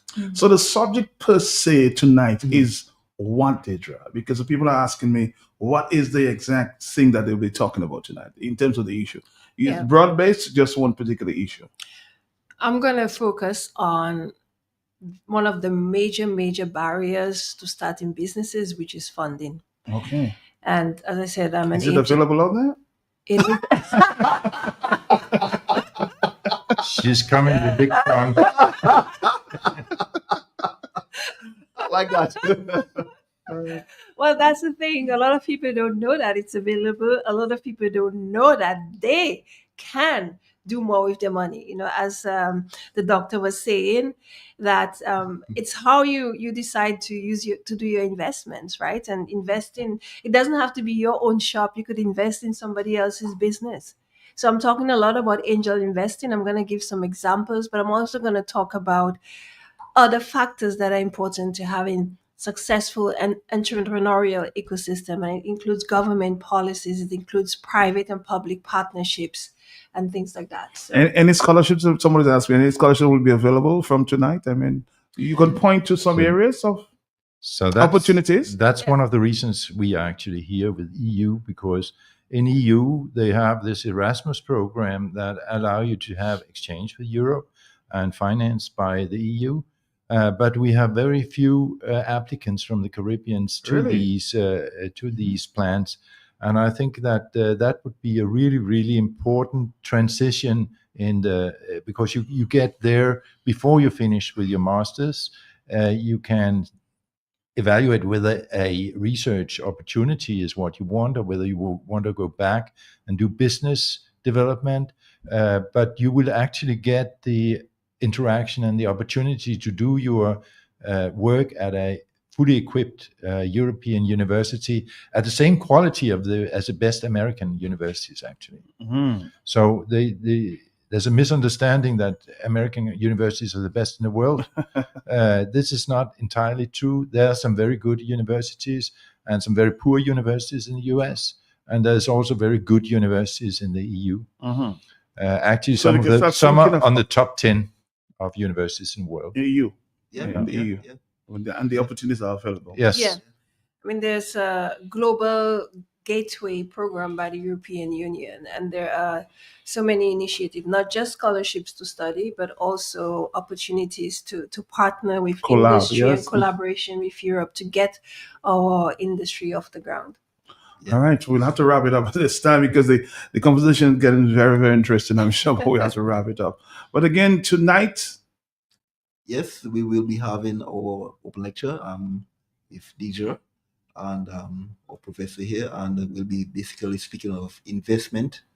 How do you barriers to investment? How do you get funding for investment? I think it's something that is very important and critical right now, particularly now. Business startups, a lot of business startups, you start up the business and quite often they fail for one reason or the other. But small tweaks to the business startup, different mindset, those make a big difference as it relates to a successful business. So we're really excited about that. It's 6:00. I do hope it's at UE? It's at UE, yes. Okay. UE at our auditorium. Mhm. I do hope that You have enough space there? We will have enough space. Okay. But I think there's also a live stream, right? Yes. So We'll also have live stream. Yes. Yeah. Any final comments from you or parting comments? I hate saying final. You'll be back sometime. Yeah, I'm just very excited and honored to be here, and I look forward to seeing a lot of you. And please don't hesitate to reach out if you have any other questions or comments. So yeah. Any intention to meet with the major policy makers in Dominica? Don't know yet. You don't know yet? So how long are you going to be here in Dominica? Couple days? We're here until Friday, but the official part it's today and tomorrow. Yeah. Professor? So I'm very much looking forward to tonight. And nobody ever told you have a broadcasting voice? No, but it's sounding good. Am I? Yes. Okay, you're very much looking forward to see you all tonight. I hope a lot of you can come because EU and the Caribbean islands are really trying to make a new kind of a bridging environment where all the different factors that would lead to regional development are taken into account, including education, but also innovation and establishment of businesses based on that, where you're also taking into account what are the local resources, what are the opportunities for funding, and so on. You know you're Dominican now, huh? I've been Dominican for many years. Hello, talk to me on the telephone. Somebody wants to make a call there. Are you there, caller? Yes? Hello. Good morning. Morning. Morning, Maz. Morning to your guest. Yes. Morning, teacher. I'm from Sufre. I know you very well. I know your parents. I know your siblings. It's good hearing you, and it's good that we can have people like you giving the information to us. I, at school, when I was going to Convent High School, I hated science. And as you rightly said, it's the way it's being taught. So what am I doing with Pythagoras theorem and this needs to be doing? I need to have in practical algebra. I need to have in practical in my life. But it's the way it was being applied, just to abstract. We need to see how it could relate to our life. Now, in our schools in Dominica, before, every year we had, because I was a past principal, I was a past teacher. Every year we used to have science fairs. And this is where you have seen the creativity and the meaning to what has been applied. We have mathematics and science every year, and the schools have to participate. But this has gone down the drain. But it would be very nice if they would go back into that. From there, we should have seen the difference of what is being applied to know, well, okay, we're doing about temperature. Okay, they will see what can be applicable in their life. So it's a very good what you're seeing is very, very, very, very important. And I'll be happy if the schools could go back into having the science fairs. Thank you very much. Thank you too. Somebody's calling. My friend Adelaide Paul says she's a former student of yours. So you taught here? You remember Adelaide? Yeah, I remember Adelaide from PSS. Yeah. She says she's a manufacturer in the US and would like to follow the program tonight. Is there a stream that she can follow? Yes, the live stream. What I could do is if you could just send me Adeline's number so I could send you Okay. details. I'll give it to you now. Yes, please. All right. So yes, just take it on. 449-3095-96 and 97. Yeah, and Adelaide, I'd love to hook up with you if you're doing manufacturing. Okay, yes. To know more. I know she's been doing some peppery stuff in the Okay. US. So yes, she's doing some stuff. 449-3095. Dominica, we've got to go. It is around here. When we start talking, we don't always complete on time. But we're here. I just want to say thank you for coming this morning. I'll try my very best to attend your lecture tonight. 6 o'clock, you said, my brother? 6 o'clock, doctor. See you, Dominica. See you this time, tonight. 6 o'clock. Take care now. Bye-bye. We're gone.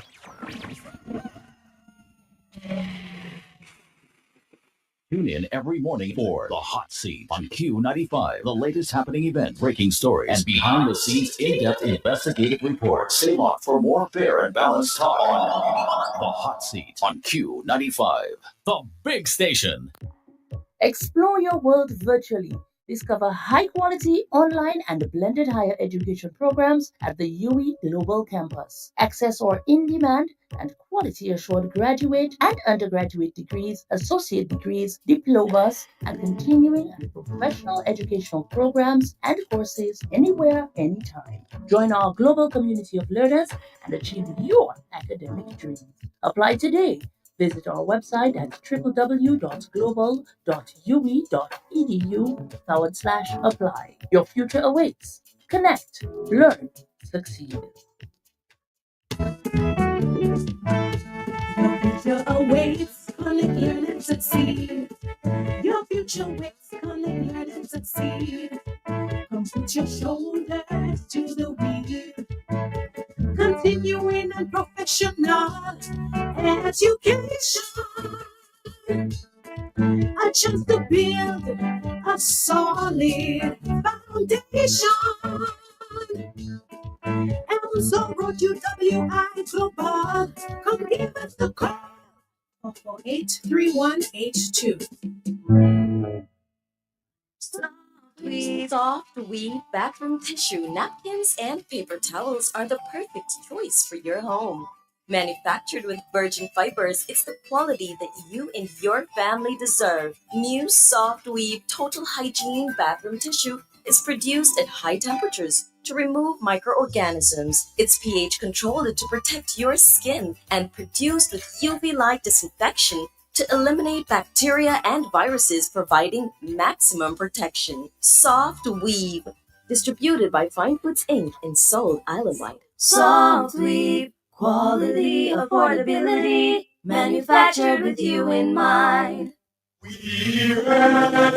La Dominique Esquisse of Power. This May history with Hoops International Basketball comes to Dominica.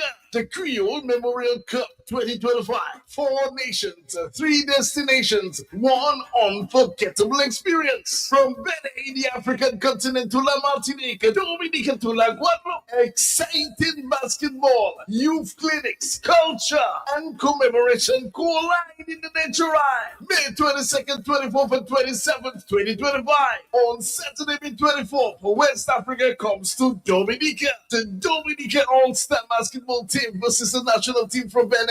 And La Guada versus La Martinique at the Massac Indoor Complex in Dominica. Mamma mia, for basket joué. Join us for a celebration of unity, heritage, and sports. Brought to you by Caribbean Sports and Sustainable Development and Creole Sports International in partnership with the #1 cultural organization in the Western Hemisphere, Creole Helmet. Let the games begin. Let culture ignite. Supported by Q95 FM. Your next home improvement project? Do It Center has everything you need from foundation to finish. Whether you're building, renovating, or just sprucing up, you'll find a wide selection of construction materials, lumber, tools, finishings, and of course, Do It Best quality paints. Perfect for every room. Now with 2 convenient locations on Goodwill Road and Coke Street, it's easy to shop in person or you can browse the full collection online at store.doitcenterdominica.com. Need delivery? They've got you covered. Do It Center offers island-wide delivery so your purchases reach you wherever you are. Visit them today and the friendly, knowledgeable staff will help bring your home improvement dreams to life. Do It Center Dominica, your partner in home improvement. Ooh, oh, oh, oh. KFC. Ooh, oh, KFC. Looking for some place to go. Meals for soul. KFC. Grab your family and your friends. Join in the experience. KFC. It's the place to be. Made for you and me. KFC. KFC. It's finger licking good. Meet Mom. We know that she's so much more. She's not just the wake up at the crack of dawn, make breakfast, and pack bags kind of mom. She also gets her fitness game on. Yeah, she's the don't let anyone forget anything kind of mom.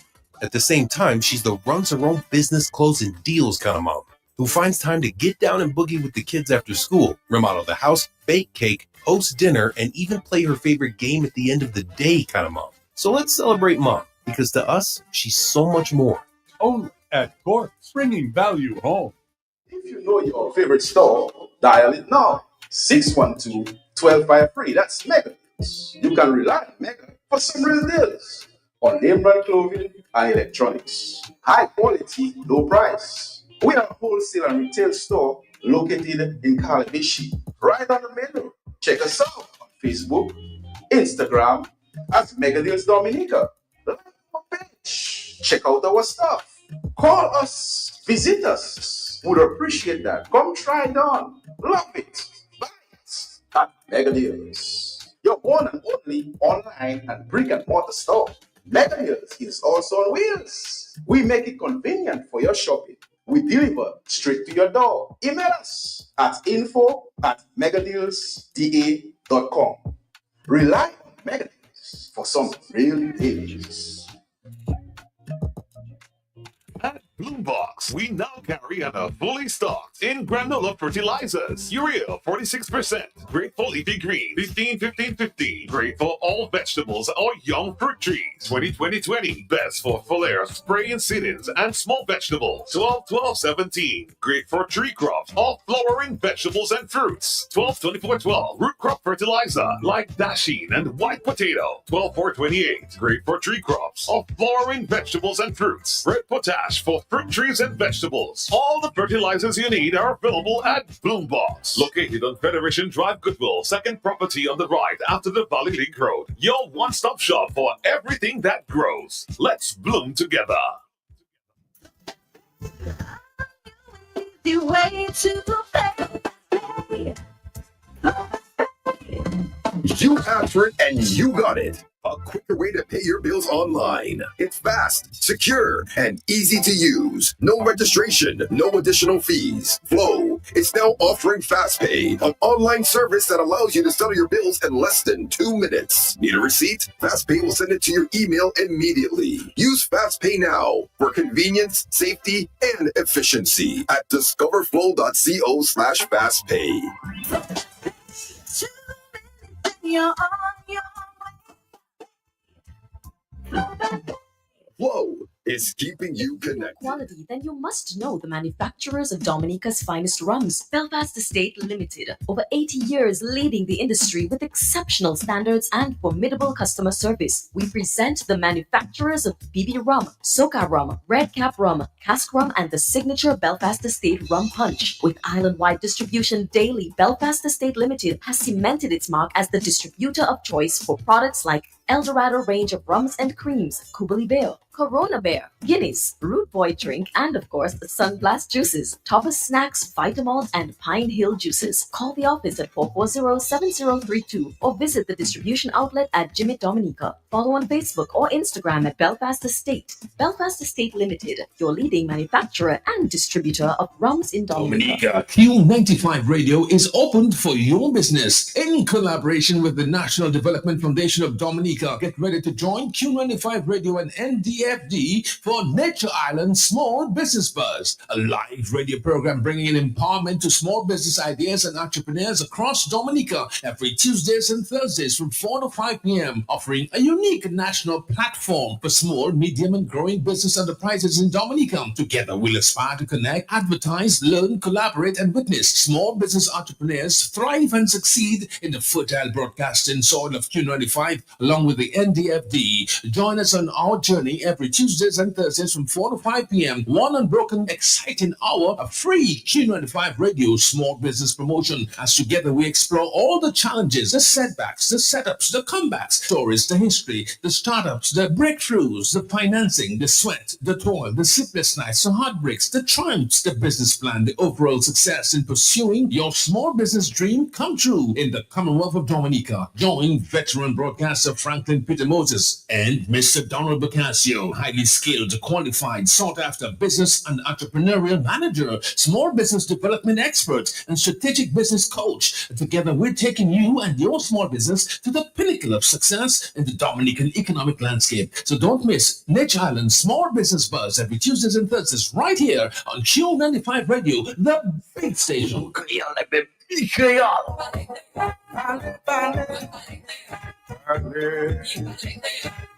Mouvement créole à Soukir. Tout le monde créole pour attention. Comité pour études créole Dominique. Et puis Radio QFM qui est présenté. Mouvement créole. Tous les mardis soirs, 6 après-midi. Information, blague, interview, l'histoire, proverbe, discussion, reportage, apprendre à parler et puis écrit créole. Lien avec ton peuple créole. Bon musique créole. Mouvement créole. À nous faire un rendez-vous, messieurs, mesdames. Tous les mardis soirs, QFM qui est frappé avec bon parole créole. Sans ça participer, qui est nous rapidement Timamaïla, Mouvement créole à ce grand station QFM. Watchez avec nous tous les mardis soirs 6h pour Mouvement créole. Matchez ça.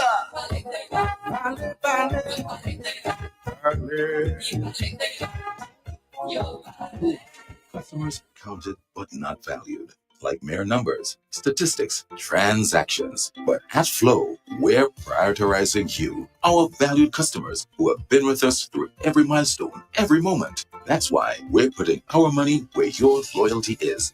Flow customers claim up to $400 in rewards for smartphones, groceries, and more when you add mobile to your current internet plan. Because loyalty isn't a one-way street. At Flow, loyalty flows both ways.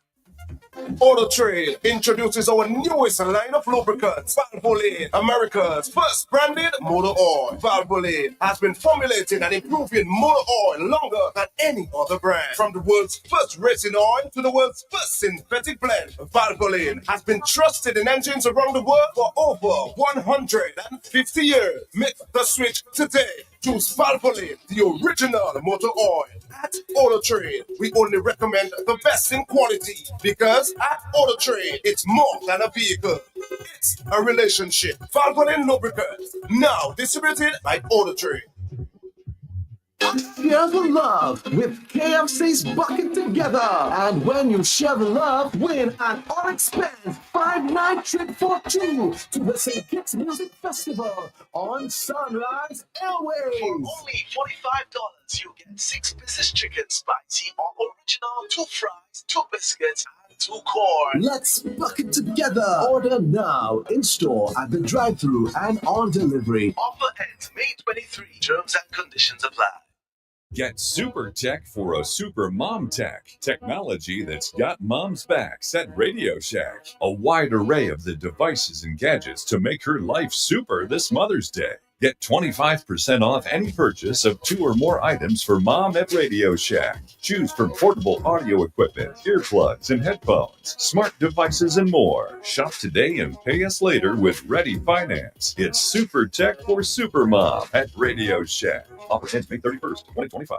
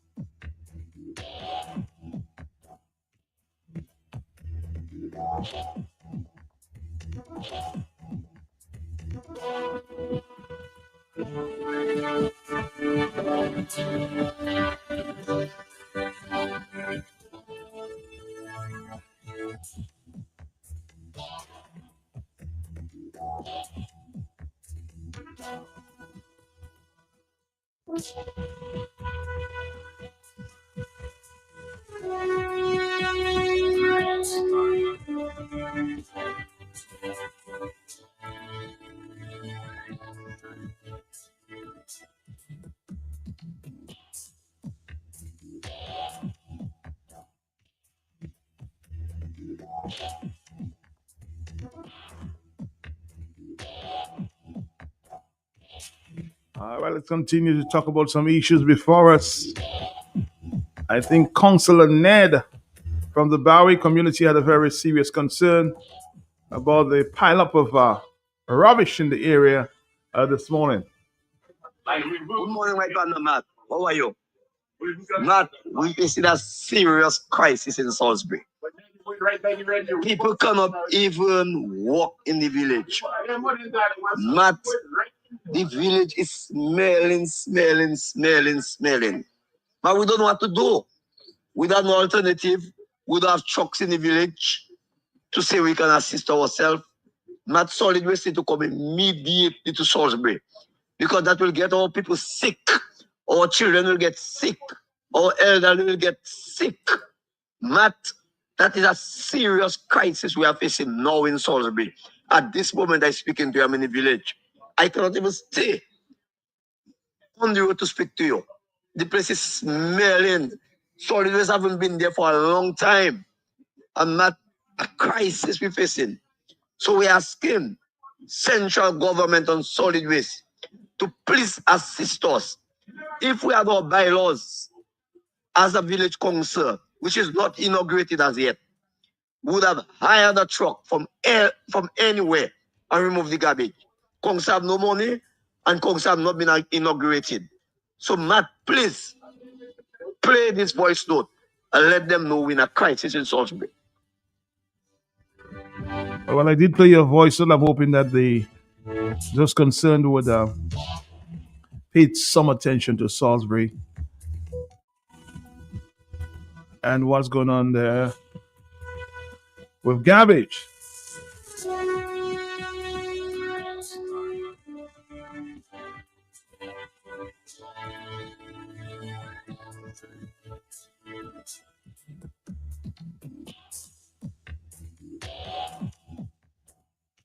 Somebody saying Kenfield East also The truck have not passed in 2 weeks. I heard sometime last week on the radio, I'll see if I can get a clip, that the tipper truckers of Dominica have actually decided to help the solid waste with Dominica's trucks, or some of Dominica's trucks, to help with the garbage disposal problem. I think they were starting in the east. I'm hoping that they can extend their services to a number of other communities in Dominica. Are you there, caller? Yes. Yes, Matt, I'm there. Okay. Matt, you know Salisbury has always been independent on its own. Mm-hmm. Salisbury is a republic. Salisbury has no government. We need I don't know if it's a president will have to get us something for Salisbury because we're standing on our own for years in Salisbury. So you see, they will always try to do Salisbury anything because Salisbury is on its own. But the one thing I know, Salisbury not going to beg. We're standing on our own 2 feet. Thank you. All right. Yes, while we agree, Salisbury may be standing on their own 2 feet, they need some help as it relates to garbage disposal, disposal, and they're calling for help at this time. Somebody says that sounds like genocide against the people of Salisbury. Why are you not assisting the people of Salisbury? Hello, talk to me. Yes. Mr. President, I Yeah. am not going to accuse anybody. I'm not going to say anything bad to anybody. But just a bit So, of so what? concern. So what you're saying? I live at the back. There's a step there, 57 steps, or even maybe more, and that's where we have to climb to go up in terror to go home. I have spoken to the power rep so many times and tell him about it. When she came down there, she said she came down there. She even asked, are we going up there? I've been consistently asking her for to put a railing there, like you put a railing there. So as we go, we will go because sometimes the sun going down there, and down there have a lot of elderly people and children. So I am just not saying that to raise an issue. I'm just saying that to my parent, that is Miss. Well, you're spoken to your power rep. So you say not to say what? No, I'm telling her that to see if they can put a railing there for me, for us, down that side, because it's very 57 steps you have to go up. And I told that to Bert Gregor too. He told me to tell her. So I am just saying that for her to know we need a railing down there by the behind the hospital, which is part of Gotha East, so that the elderly people, there are people with diabetes, there will be different things going up there, and it's a force to go up that place there. So I just say that not for criticism, not for trouble, but just to remind them. I can't talk, so I have to say something here. All right. I'm hoping that she's listening to you. Is the back of the Gotha area there? This lady is asking for some steps to go up in that area. Power rep, Miss Blanchard.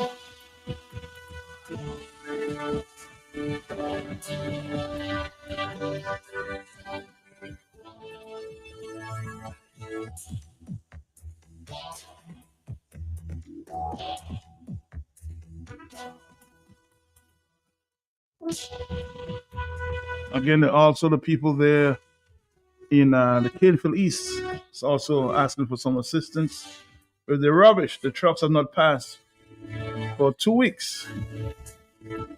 I just told you that the people of the East are now being assisted by the Tipo Truckers Association, who have decided to join the solid waste.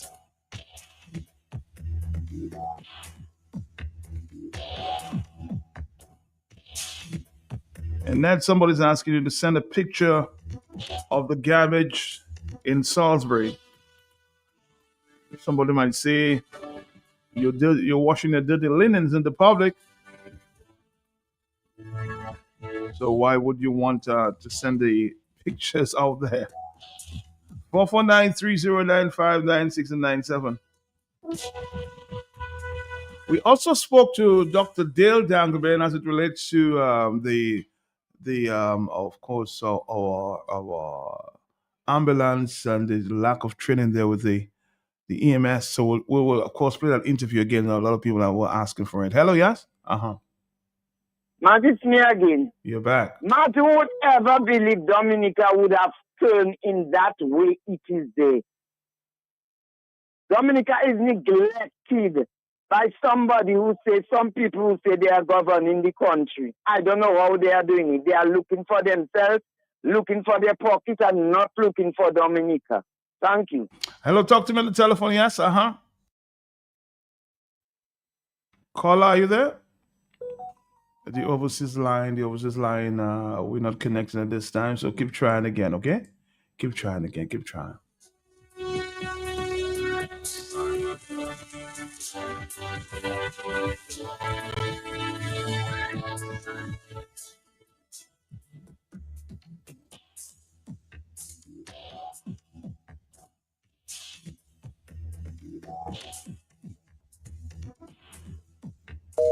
Yes, if you're still wondering, she's asking for steps for railing for the steps in Gotha.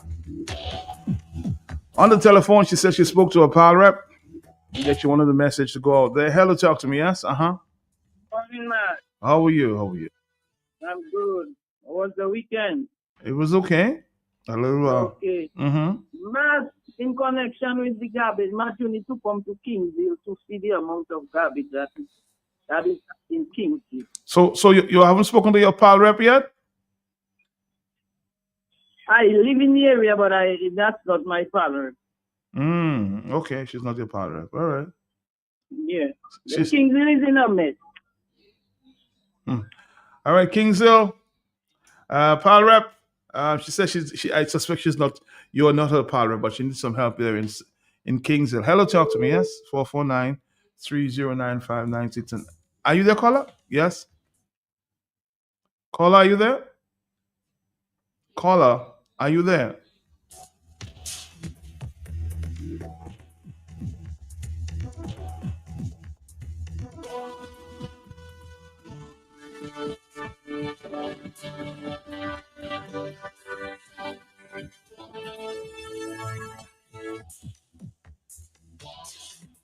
Someone is saying we need some help there in the Warner area. A lot of potholes and concrete from the trucks. If not paid attention, there's somebody will lose their life. 449-3095-9697. So there's an issue as it relates to trucks. The potholes leading to Warner.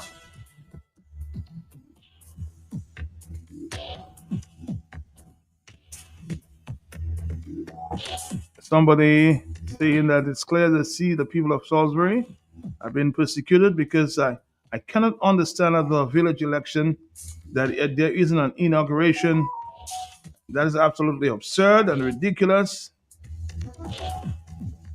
I know the government hijacked all village council, but at least let the people be inaugurated and move on.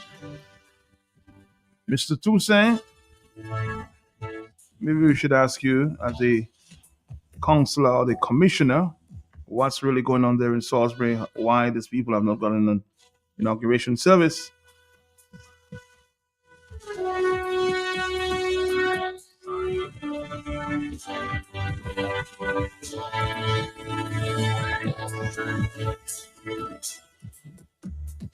Ned, one of your villagers is saying that you guys should build a concrete garbage disposal at the back of the Savannah at Bruno's Hall and burn the garbage. Problem solved, okay? Somebody's encouraging, at least one of your villagers is encouraging that you should build a concrete garbage disposal at the back corner at the Savannah at Bruno's Hall and burn the garbage, okay, Ned? That's one suggestion coming from. Somebody's also asking, I need lights at the Mont Georgine for the church.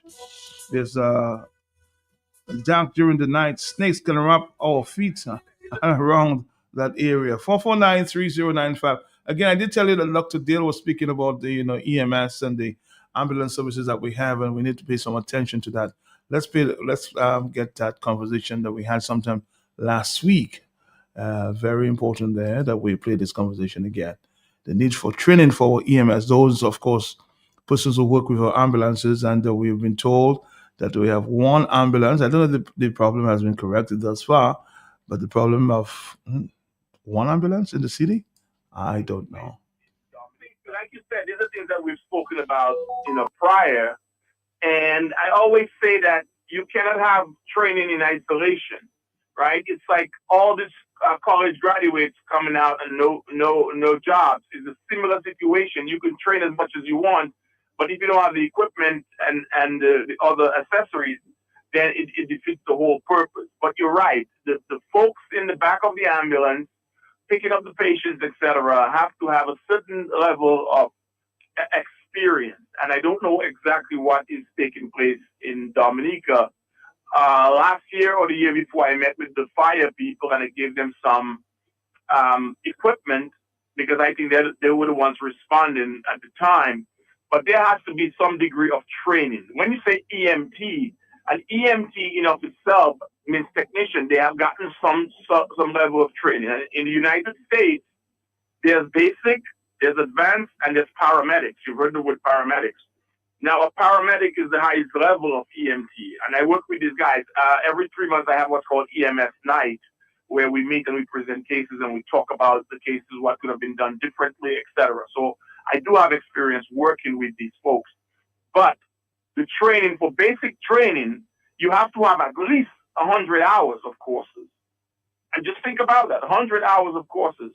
So, and advanced is even more than that, and the paramedics even more.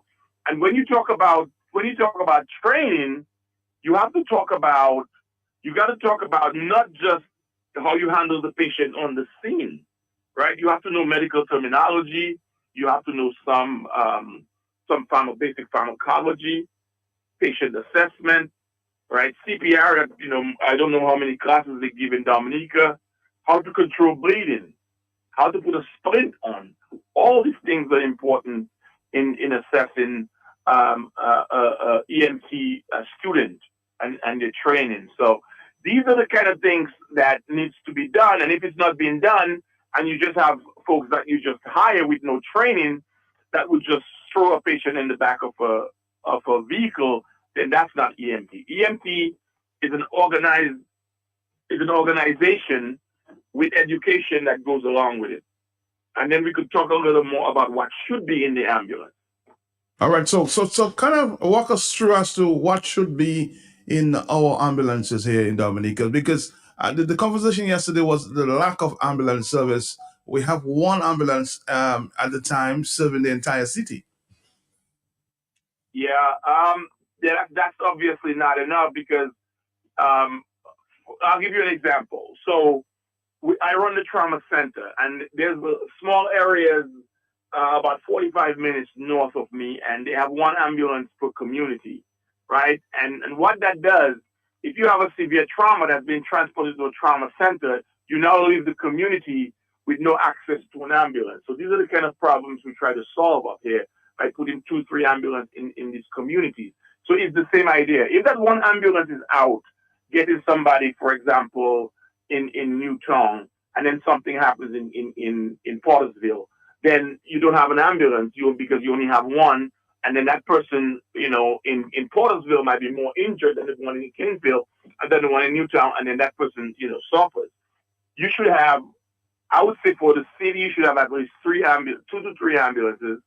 You should have at least 2, minus the driver, you should have 2 people in the back of the ambulance. And in the back of the ambulance, you should have the basics. You should have blankets, you should have gauze, you should have oxygen, right? You should have cervical collars, just in case the person has a neck injury. Because if you have a head injury or a lower spine injury, there's a 10% chance that you're going to have another injury along your spine, right? A defibrillator. What if you get there, this patient, needs to be shocked, right? Patient monitors, at least an oxygen and a blood pressure cuff to put there that's automated, that can take pressures every 2 minutes, every 3 minutes while you transport the patient. Things like ACE wraps. And then the advanced, as time goes by, the paramedics, would get to the point where they could even intubate patients and put endotracheal tubes down the patient to protect the airway. Because remember, no airway, no life, right? No airway, no life. And in this situation, it's ABC, right? I'll talk about the D and E. ABC is airway, breathing, circulation, right? And if there's an issue with A while you are B, you got to go back to A, right? ABC, airway, breathing, circulation. D for disability, and E for exposure. You want to expose the patient, make sure you're not missing an injury. For example, a gunshot victim, you might see the obvious gunshot to the arm, and there might be another gunshot to the buttock that you've missed that the patient's bleeding out from. So exposure is very important. So these are the kind of conversations and education that we need to sit down and come together and say, you know what, these are the important things. You cannot be spending money on things that's not going to really help the population. And I think that EMF and EMT services are so important to any community. And that's why, we talk about it, especially in a society where you don't, it's the laissez-faire, I call it the laissez-faire attitude, the drunken driving, the reckless driving, and all these other things that increases the chances of accidents, the number of motorcycles, not paying attention, speeding and things like that. There's so many things that we can talk about in how we can enhance. I will tell you this, and I did talk to you about this.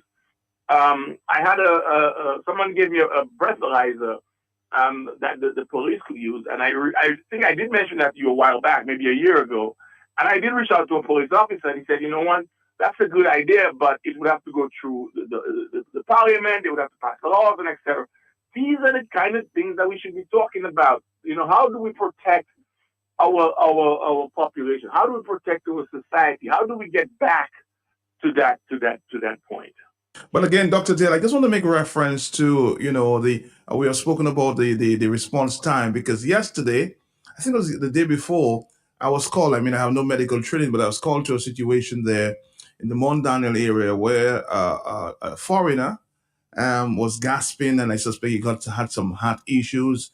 We were trying to get the ambulance in, but there was no ambulance, and he suffered and he died after 11. So if there was a response between 9 and maybe 9:30, something could have happened. I'm not God, but he passed a couple of hours later, and hence the discussion we're having here today in terms of the response is very, very critical.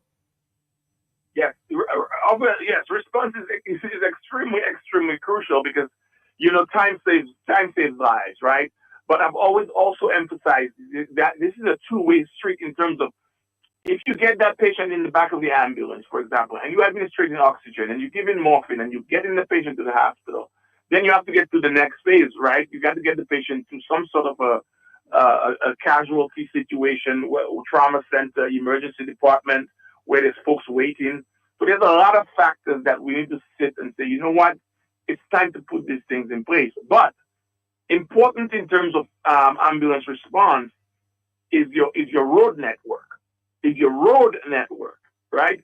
Dominica does not have that road network that really, is going to help in situations like this. Because just imagine, you said Mount Daniel, right? How do you get to the hospital from Mount Daniel?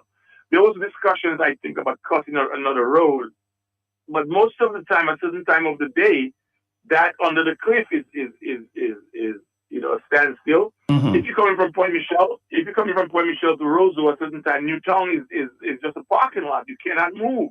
So these are the problems that need to be solved, and it's part of healthcare. You see, we don't even think about it until somebody's having a heart attack, until somebody's having a stroke, and where time is. Have you heard? The Super 6 jackpot is $270,000. Have you played?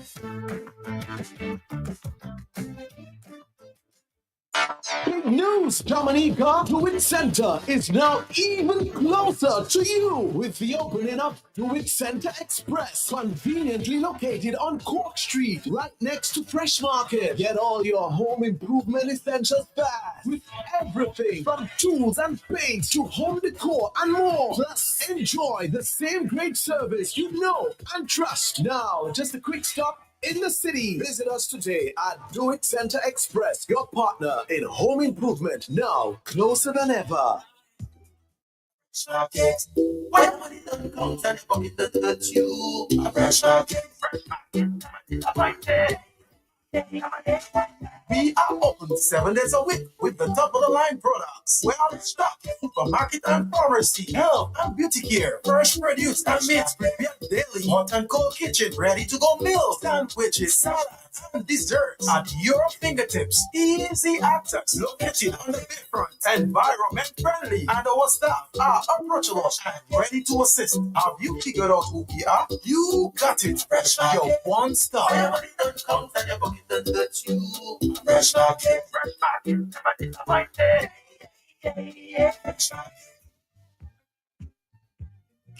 Now available at Eastside Trading Limited showroom departments, a wide range of household items and accessories. Plates in porcelain, ceramic, clear and cordial. Bowls in glassware, plastic and porcelain. Pot sets and frying pan sets. Glasses for all occasions. Knife sets and cutlery. Water jugs and storage containers. Wooden spoon sets. Dish strainers. Chopping boards. Bath towels, shower curtains, bed sheet sets, curtain rods, living room sets, recliners, and dining room sets, mats and rugs, and so much more. All at unbeatable prices. Visit us today. We are located at the corner of Kennedy Avenue and Dame Eugenia Charles Boulevard, Roseville. Eastside Trading Limited, making a difference for you.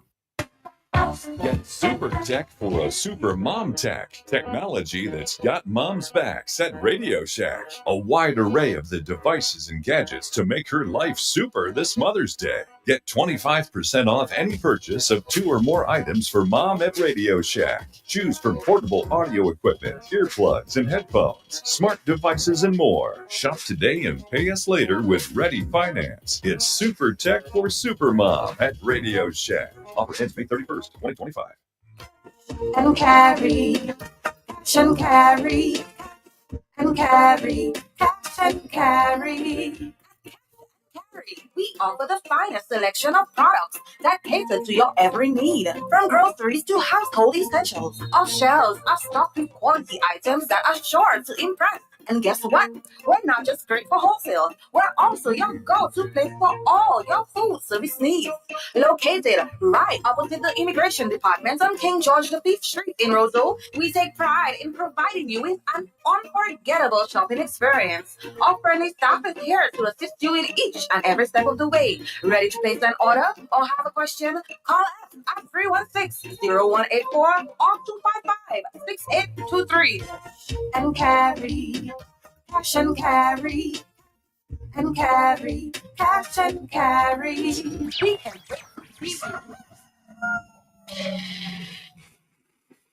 Tune in every morning for The Hot Seat on Q95, the latest happening events, breaking stories, and behind-the-scenes in-depth investigative reports. Stay locked for more fair and balanced talk on The Hot Seat on Q95, the big station.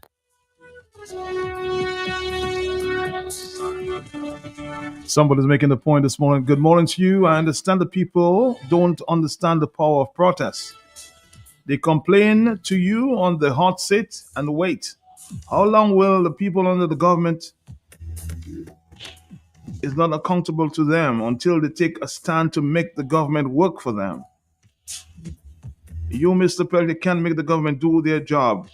It's the collective of the citizens that will bring better governance, protest, and resistance.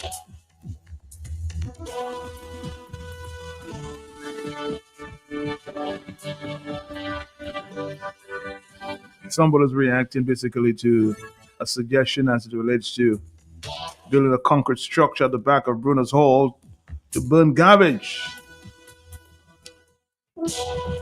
I don't live in Salisbury. I don't understand the environment there, but somebody thinks it's a bad idea. How can you hate Salisbury so much to encourage the concrete structure at the back of Bruner's Hall? It's a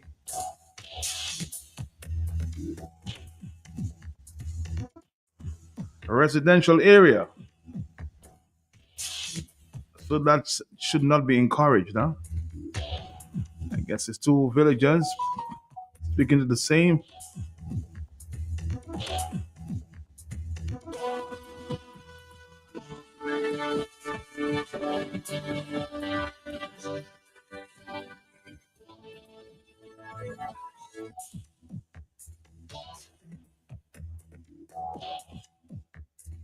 I'm reading here from an article there in the online newspaper there, Dominican News Online, and basically it's stating that the Chinese are actually rubbished.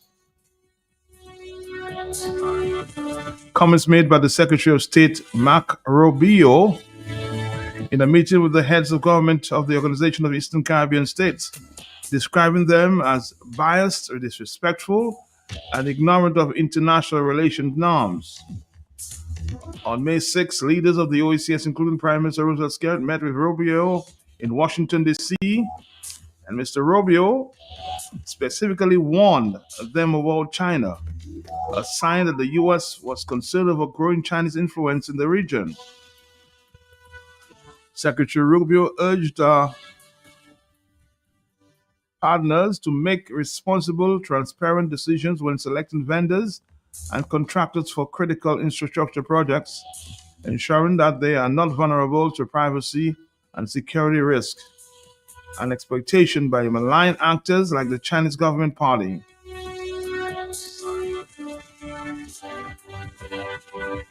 But China did not take the comments by Rubio lightly, with the Chinese embassy in the Bahamas saying that China firmly opposed them, and they revealed ideological bias and disrespect and ignorance of the basic norms in international relations. According to the statement, projects China involved in addresses needs for development and economic concerns. Chinese investment projects, whether ports or other facilities, aim to address local development needs, foster economic growth, and create employment opportunities. It is said that the Caribbean is not the sphere of influence by any one nation. So China is basically opposing statements made by the U.S. Secretary of State as it relates to their relationships with OECS country. So, let's do this. We'll come back.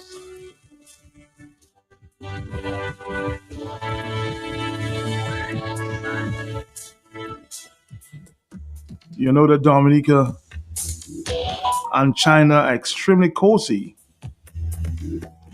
with the Asian nation undertaking several infrastructural projects on the island, including the construction of the Windsor Park Stadium, the Dominica-China Friendship Hospital, formerly the Princess Margaret Hospital, the new Dominica Grammar School, the new Dominica Grammar School, the rehabilitation of the Dominica State College, and the Eau Blanc Highway. Additionally, China has sponsored the rehabilitation of construction of several schools and many other projects across the island.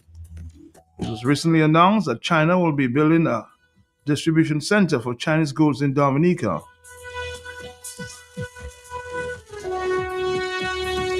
But it's clear that the U.S. is not too happy with our relationship.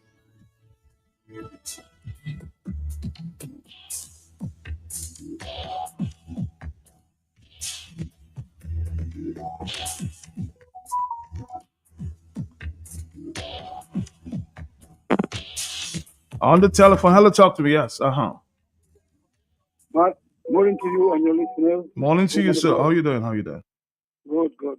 Well, I'm listening to your program and a number of interesting things have been raised. I'm very concerned about the situation in Salisbury. I go to Salisbury regularly. We have a project there, so I'm down there regularly. And I can tell you, the person who suggests to build something at the back of the Brunel's Hall, that makes no sense, because at the back of the Brunel's Hall, the house is there on the side of the Brunel's Hall, and on the front of the Brunel's Hall is the playing field, and on the other side of the Brunel's Hall is the main road, and so on. So I don't see any sense in that suggestion. And it is also very much concerning that the council in Salisbury have not yet been inaugurated. I think the local government department fought very hard with some people in Salisbury to sell the idea of local government to the people of Salisbury, and they accepted it, and they had their elections and elected people that they thought could serve them on the local level. And for the council to not yet been inaugurated, to me, it's a big sin, and I think it's a travesty in that regard. And I think the local government department must explain why, because I serve in that ministry, and I was specifically responsible for local government and culture. I acted minister on many occasions. I know you have, when the council election takes place, you have a period of time in which the inauguration should be held. And I don't know why it is not yet taken place. I'm not sure. I don't remember when last was that election. But the local government department have a responsibility to explain to the people of Salisbury and by extension Dominica why the Salisbury Village Council not yet been inaugurated. And you know, Matt, sometimes you listen to people who talk to you and they tell you certain things, or you almost have different strategy, you almost have different that. A pastor met me, I mean, I knew him well from somewhere enough, and I was coming from the Marquette Union, and he was going up north. And he stopped to tell me, Bossy boy, you must finish with that, you know, after I got arrested, you must finish with that thing, man, and so on. And a good man like you should not doing that, saying to me as if, well, it is a bad thing, so I should not be in it, but he support those who are in it, so in one sense it's a good thing. And I think sometimes for people to call a speed and call things by its name, that's how society operates. And whether you support a person, I know for a fact that I have been in government, I'm in politics for a while, and people sometimes support their party in the past and they disagree with certain things. In Dominica now, people find excuses to skirt around wickedness. And I don't know how we can get people to understand. You write to the Prime Minister, you request a civilized dialogue with him. They either call you and make a joke out of things and no other response, no meeting take place and so forth. So you wonder how in a democratic society, civilized society, how the government and those who may not support the government can work together in the good of the country. And if the government is supposed to govern and lead by example of doing that, then there is chaos. You know what a lady over 8 years told me? What she has seen in the past, she has been in demonstration with Charles Savrin and with other people, and what she has seen is when you have a protest or a demonstration, you find the leaders of the demonstration have been called by the government leaders to meet, and then there is a dialogue, a discussion on the matter, and then they come back and report that here we have met the Prime Minister, we have met Cabinet, and this is the decision that we have arrived at. So go to your home and we'll keep you informed. She said she has seen that in her life, she over 80. But since Elizabeth Kerry came in the government, I mean, she has been coming out and standing up for many occasions, and nothing is happening. Nobody call nobody. Nobody dialogue with anybody. So they come, go, and so on. And nobody is saying that we have an evil that have descended on the country. And that evil is crippling the country and further dividing the country. But I will call you on some matters that is coming up soon. And we're putting out some press releases as the Freedom Party on these issues. And I'll talk to you about these issues very soon because it is very frightening what I'm hearing. Oh, are you speaking specifically to the upcoming meeting there of the Labour Party delegates conference or something? No. Well, Matt, as you asked me, let me just tell you quickly that we have fought hard for electoral reform for many years. Right. We have written to the CARICOM leaders, we have written to CARICOM chairman, hoping that our brothers and sisters in the region understand what is happening, and the leaders in the region can then take a decision or advise. And so we have seen that before in relation to St. Vincent, when there was an issue in the early days, and the Unity Labour Party had won, had gotten the majority of votes, but the New Democratic Party had gotten the majority of seats to form the government. And Ralph Gonsalves and his party never rested until CARICOM went and OECS went to St. Vincent negotiate, and Anna Musos, who then became Prime Minister, replacing Sir James Mitchell, then had to call an early election. That's what the Unity Labour Party is in government now. These days, that is not the case. And we're hearing that we passed this reform, 25 persons got arrested as a result, and then the Prime Minister and his party cannot even respect what they have passed and allow the 12 to 15 months duration of the reconfirmation to take place. And I'm here to talk about impending snap election. There is no rush. There is no haste. I don't see what an election is. The Prime Minister is out of date for an election to say, well, his term has expired. No, so you have sufficient time. So one has to ask why, one thing to call a snap general election. And then we are hearing the Prime Minister of Barbados, who have tricked us after Hurricane Maria to take away Ross, put the cost of people under so much pressure with their mortgages and their work and so on. And this Prime Minister have sent the RSS twice on Dominica, one to open targets on the people of Salisbury, and two, they came in when we had the 19th issue, and on the 16th, when the first reading was being passed, that Prime Minister, who's leader of the RSS, also had the Bajan Coast Guard in our waters. So that Prime Minister is not a friend of the people of Dominica. That Prime Minister is an enemy to the people of Dominica. So you're saying Mia Mott is not a friend to the people of Dominica? Is that what you saying? Oh no, ma. She may be a friend of Roosevelt Scarrett and dirty politics and abuse, political abuse, and all of that kind of thing, and emasculation. Because when I heard Prime Minister Motley in the early days spoke at the UN. And here she speaks about matters affecting Africa, matters affecting the Palestinians, and so forth. I thought she was a prime minister of standard, of class, of clarity, of development, of human. But when it comes to the region where she had been chairman of, to me she was a very arrogant individual. And I want to get straight into Barbados to be able to speak to the Barbados people about that. And I'm saying, Matt, for Prime Minister Motley to come to Dominica to assist Roosevelt Scarrett in a campaign for a snap general election, when the reform has not given the opportunity to work and to settle, it tells you this is a dangerous Prime Minister in the region. And therefore, as I said, she's not a friend of the people of Dominica. She may be a friend of Roosevelt Scarrett, but not the people of Dominica. But we have more to say on that because we have a couple of releases coming up on these issues. All right, so I'm of course waiting with bated breath to see what the releases are about. But again, thank you, Bosso. Thank you very much. Great.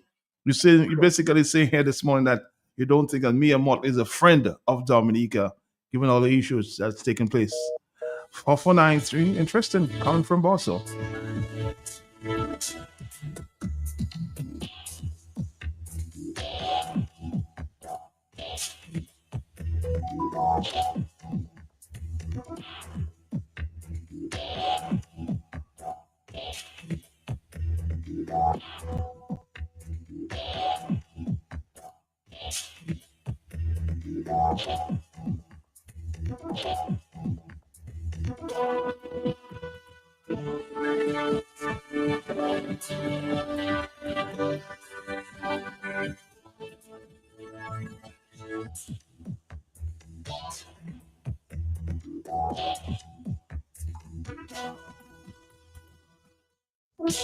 On the telephone, hello, talk to me, yes? Morning, Mob. More. Mob, I was looking at the picture, the police. I thought that's somebody else, my mister. Oh, you mean the officer that died, the former officer, yes. Yes, man. Mr. I don't know, to me sounds like a person on the quiet and polite side. I don't know, yeah. It's But that's how I look at it. very quiet, very quiet.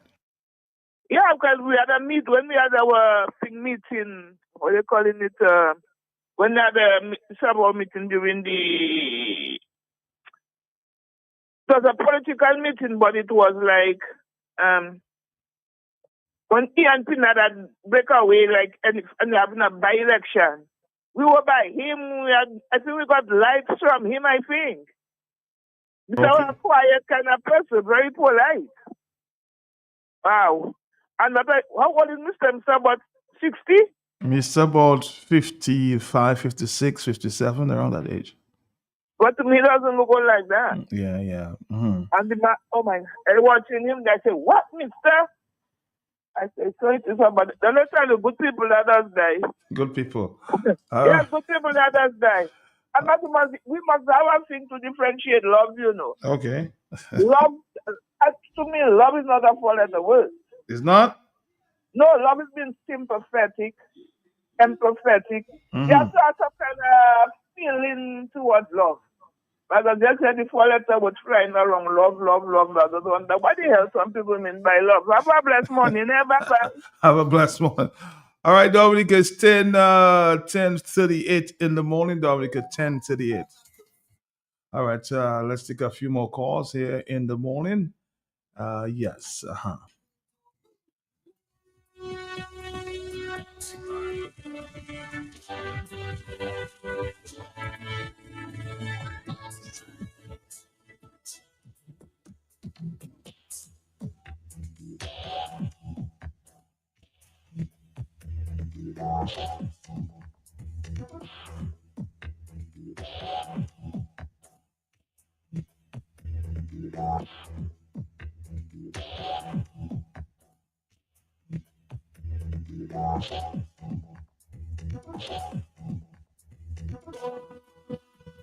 On the telephone, hello, talk to me. Yes. Matt, it's me again. Matt, I would tend to support Boto 100%.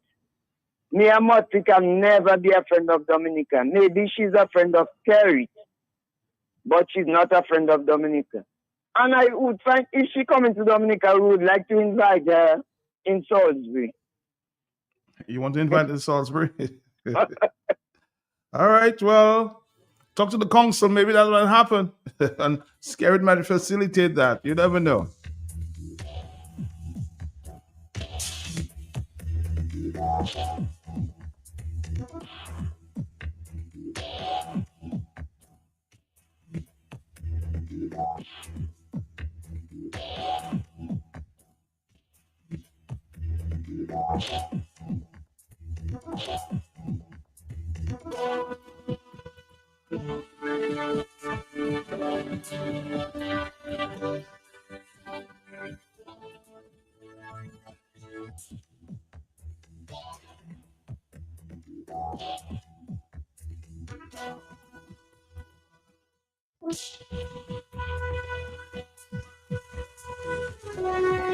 Hello, talk to me on the telephone. Are you there? Yes? Yeah, understand something about the project the Chinese have. I don't think the grammar school is more the Chinese project, you know.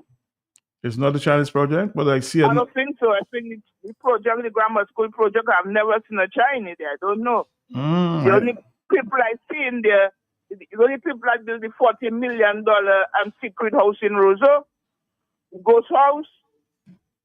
Okay. No, the company that built that $40 million house opposite the credit union, they are the company I seen inside there. Yeah. I haven't seen a Chinese there. Melissa also said that that grammar school is finished in June. I don't know which June she's speaking about. Well, we got the assurance there that when we last visited there as media that the school will be open somewhere around June, this summer. It might be open this summer. But we'll have to wait. We'll have to wait and see, blah blah. So I am watching that there. I was seeing that there for June. I have seen a tree being planted there, nice grass and fun for children to swing on. I haven't seen that I'm singing like basketball court and swinging for children to play. Moko was a bagay sa lala, boko insan caterpillar people can try plenty way in white and whatever they're doing. Moko was really looking like a school going to open there in June. Maybe October, December. I may be wrong here, but you can check it out to see magic can happen overnight. Well, he did say that I think he gave the school the assurance, I think all about the Prime Minister, that the school, along with the contractors, will be opened sometime this summer. We'll have to wait and see, Blue. We'll have to wait and see. I will wait and see what is I have reload. But stupidity also said on Saturday at the funeral, just saying I'm long sleeve. I'm sure Jack to go to school. I don't know which school. Grammar school did not long sleeve, so Jack. SML under that short sleeve. Mama, your Prime Minister, you're going to show Jack to go the number.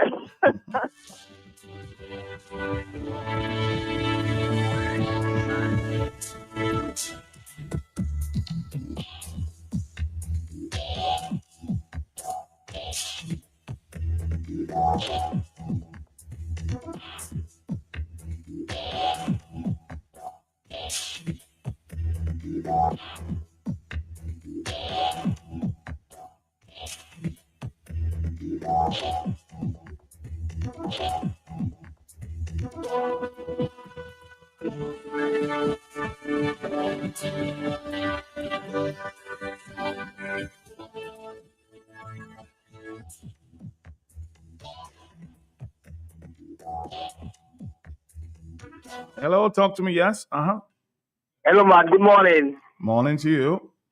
Yeah, it's been a long time. Good morning to all Dominicans. Man, I'd like to say something. Say something. Yeah, me and Motley, you're not welcome in Dominica. Me and Motley, I'm a Motley. You have non-grata in Dominica. You are sly. You took Ross from us in Dominica, 40% of the country's GDP, and you're flying all the way, and you're coming to Dominica. Matt? I'm still here, sir. I'm still here. Yeah, so I just want to tell her she's not welcome to Dominica in June 1. Please stay away from our country, Mrs. Mia Motley, please. All right. I'll tell you what. You may want her to stay away, but there are other people out there, the labor rights, and her supporters will maybe welcome her.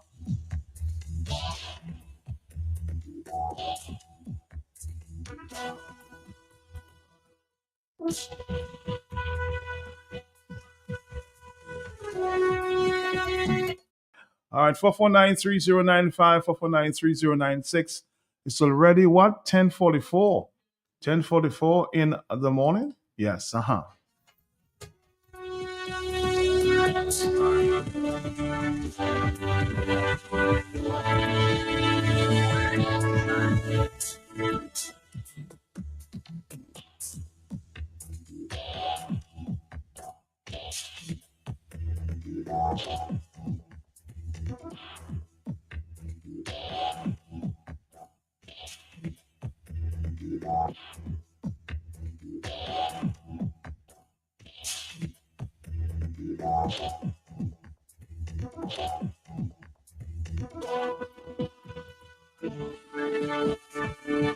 Hello, talk to me on the telephone. Yes? Matter one thing I know my people in Salisbury. Mm-hmm. She will get a very good welcome in Salisbury. A very good welcome. Okay. Yeah. Mhm. You're speaking on behalf of Salisbury. But I'm from Salisbury. Okay. All She will right. get a very good welcome. Yeah. All right.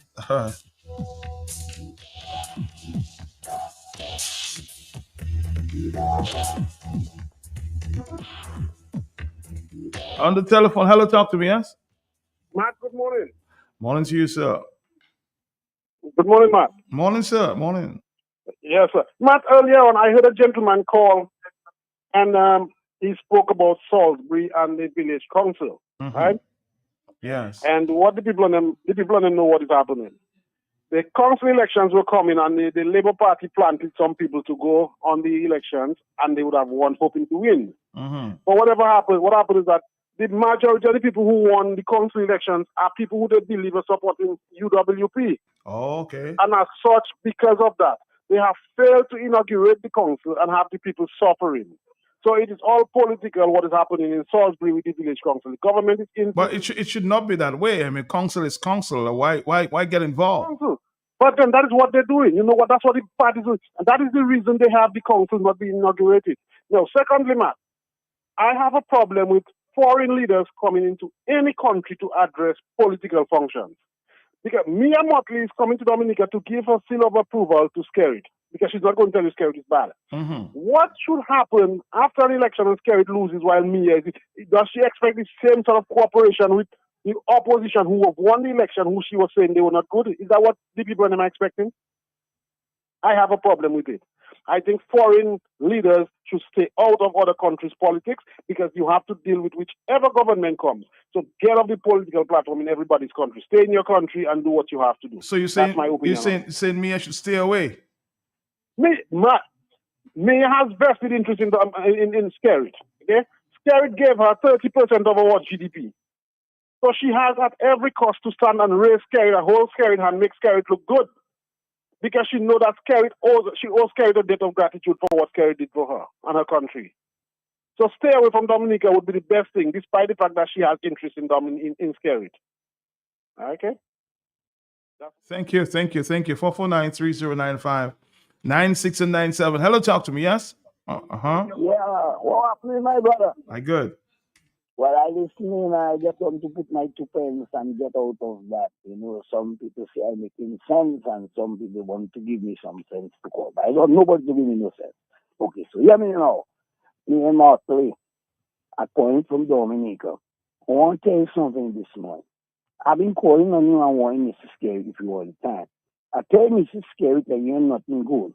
From the time I was helping Dominica, bringing so much money in the GDP. Everybody renting a house, making a good money, young person, everything, and buying cars from the people from the United States of America. Yeah, I don't know what you do, Mrs. Scary, that you cook Mrs. Scary. You won't cook Mrs. Scary, to give me money. How many times you want to cook Mrs. Scary? Mrs. Scary, I want to tell you something, Mrs. Scary. Mrs. Scary, this is Dominica, the land of beauty, plenty water. And that is what we grow. Me and Marty taking everything away from us and go. We take the Haitians go. We take the lady go. Mrs. Mackenzie go. Take her from Dominic. Maybe give her some more money or some kind of thing. I have her working over there. Now she take Ross. And everything Ross wants, she give to Ross. What me and Marty want again? Me and Marty want to take our cabbage or bananas and everything go bring to Barbados. Mrs. Scary, I want you to drop your arms. Drop your arms with me and Motley. Come me and Motley putting your arms up and you put your arms down. We more than we want to do in this country, Mrs. Scary. Mrs. Scary, I beg you, please, do not associate yourself with this lady. I want you to have a family meeting in Windsor Park. Tell the people then what really happening to our country. Tell them what you want to do for us in this country. Then you try to come back with another smart election and come bring that national security back in Dominica. How many times we going to take this thing? In closing, if you could call me and want me to ask her what she really want in Dominica, and she tell you, I give up my arms. I'll tell you what, me and Motley will be in Dominica, of course, by all looks. So once you get there, you should ask her yourself. Huh? Thank you. Yes. Good morning, my brother. Good morning. This is your program. Tell your callers, and then we're going to welcome the Prime Minister of Barbados. We're going to welcome her with open arms in our country, Dominica. And Bosso saying she's not a friend of Dominica. People like Bosso and them is not friends of Dominica too because they try to bring down Dominica. You know what I'm saying? So why would he say she's not a friend of Dominica? See the amount of things Bosso and them saying about Dominica, trying to bring down our country, going all over the world, talking about Dominica so badly. So why are you talking about me about he's not a friend of Dominica? They are the enemies of Dominica, not Mia Motley. And then let your callers know that we're going to welcome Mia Motley in Dominica on the 1st of June. Kio Pali, she will be there with us to speak on our behalf of the Dominican Labour Party. So they could jump high, they could jump low, and tell Bosso we have no snap election. We don't have no election coming up soon. All we're going to do is to bring love, not to break down police barricade. All we're going to do is to bring love on June 1st. Play that for your brother, my brother. No. Owen, before we continue, I have not heard Bosso going everywhere around the world talking bad about Dominica. So if you have the facts of all that, Owen, send it to me, okay? I like to challenge you guys there. If you have the facts about Bosso going around the world, that's what you just said, right? Send it to me, Owen. Send it to me, okay? I will gladly play it for you. So the accusations about Bosso, that is not true. But Bosso is a patriot. I was defending this country. So these stories that you're making about Bosso is untrue, okay? Erwin, my friend, hello, talk to me on the telephone, yeah? Uh-huh. And I hope they clean roads and all the gutter before you bring a stranger there because they smells a lot. Thank you. All right, 449-3095-96 and 97. Let's see what's going on here. Uh-oh. Okay, I just getting some news that I want to share with you. Breaking news, no police prosecutors in court number 2. Court issues order against DPP and police chief to show cause. All right, so senior magistrate Michael Loda sitting in the court number 2 has expressed his disgust and disappointment at being unable to hear matters on Monday, meaning today, May 12, 2025, and was forced to adjourn court to May 13th, 2025, meaning tomorrow. Persons summoned to court for that date were told that the two officers assigned to prosecute court number 2 were absent, one on leave and the other reported sick, leaving the court stranded with no prosecution or no prosecutor.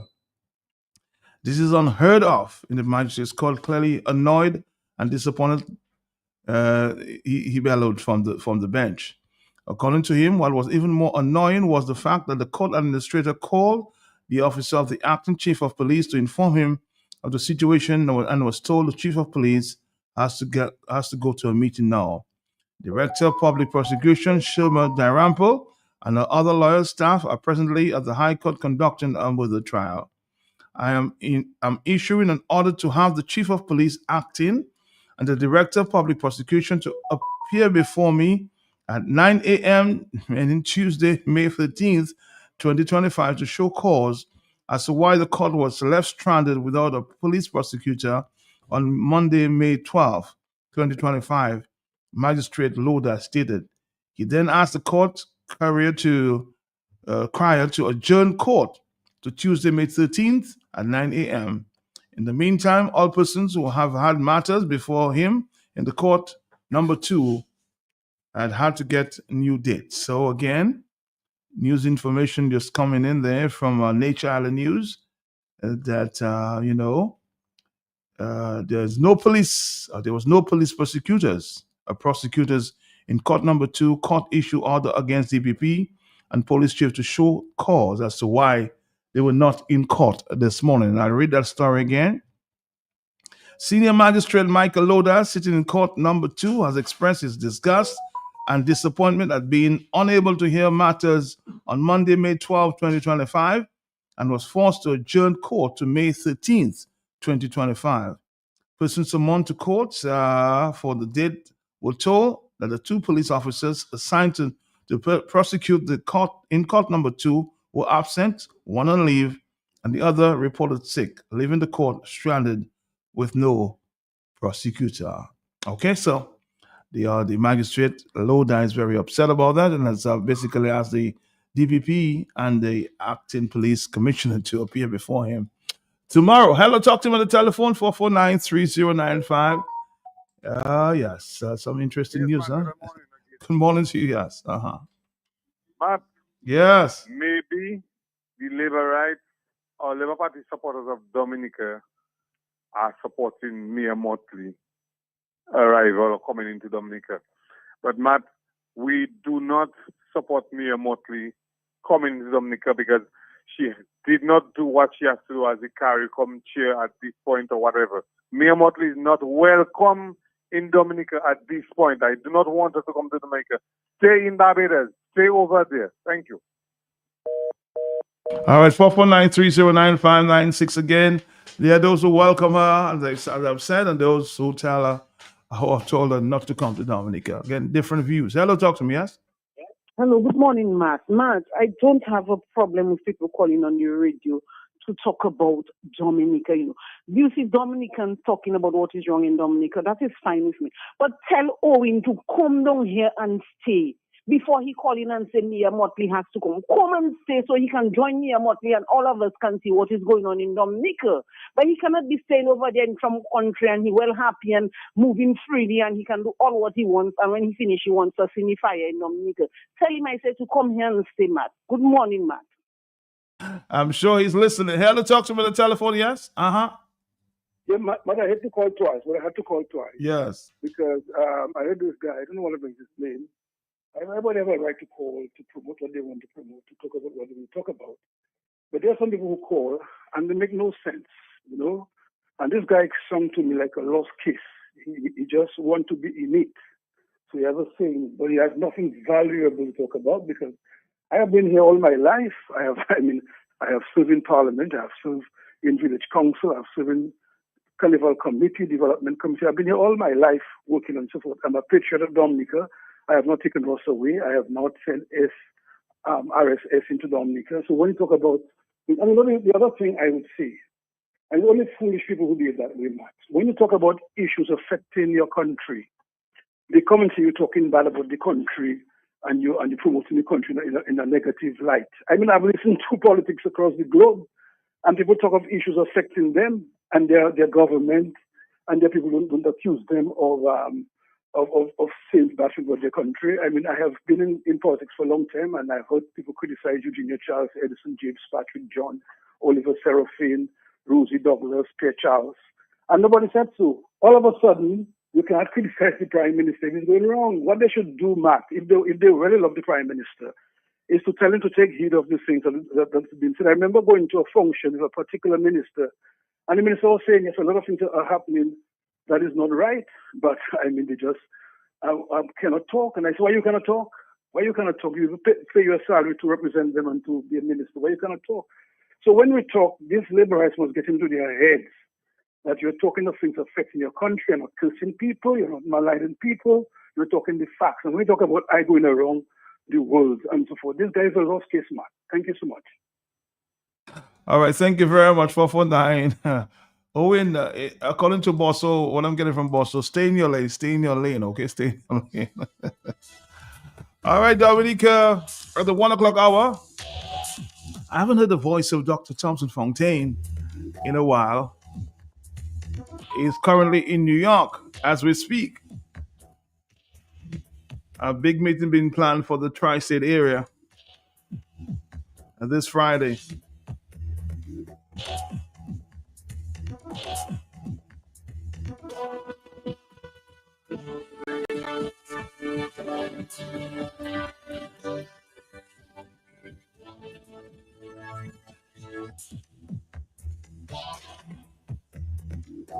So Dr. Thompson Fontaine will be my guest via stream. He is currently in New York. I will talk to him for a few minutes later on the Talk on the Block.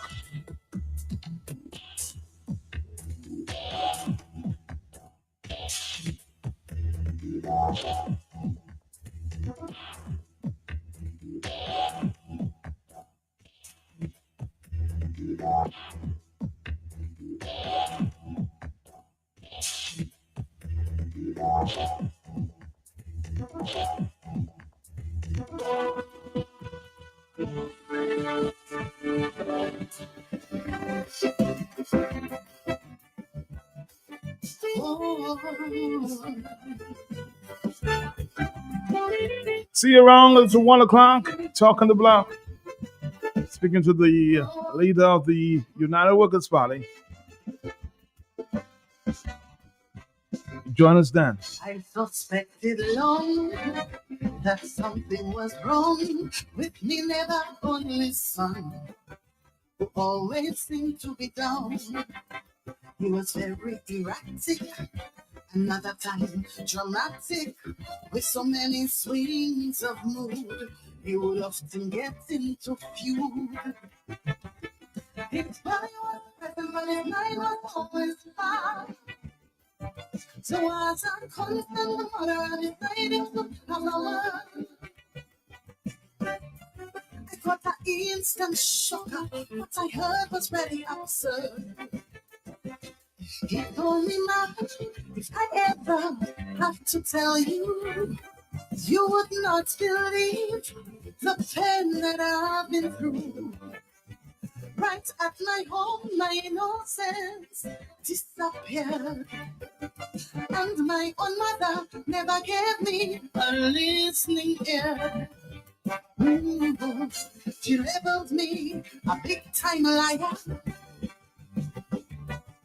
in order to protect her abusive lover. And up to today, I am so confused. Later in my life, I don't know which gender I should choose. I went to the wrong place, searching for a better place. In my quest for love, I spoke to the wrong set of people about was my struggle. Ooh, in my quest for love.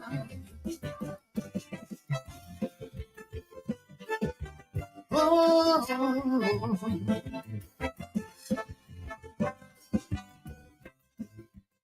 life for me is hard.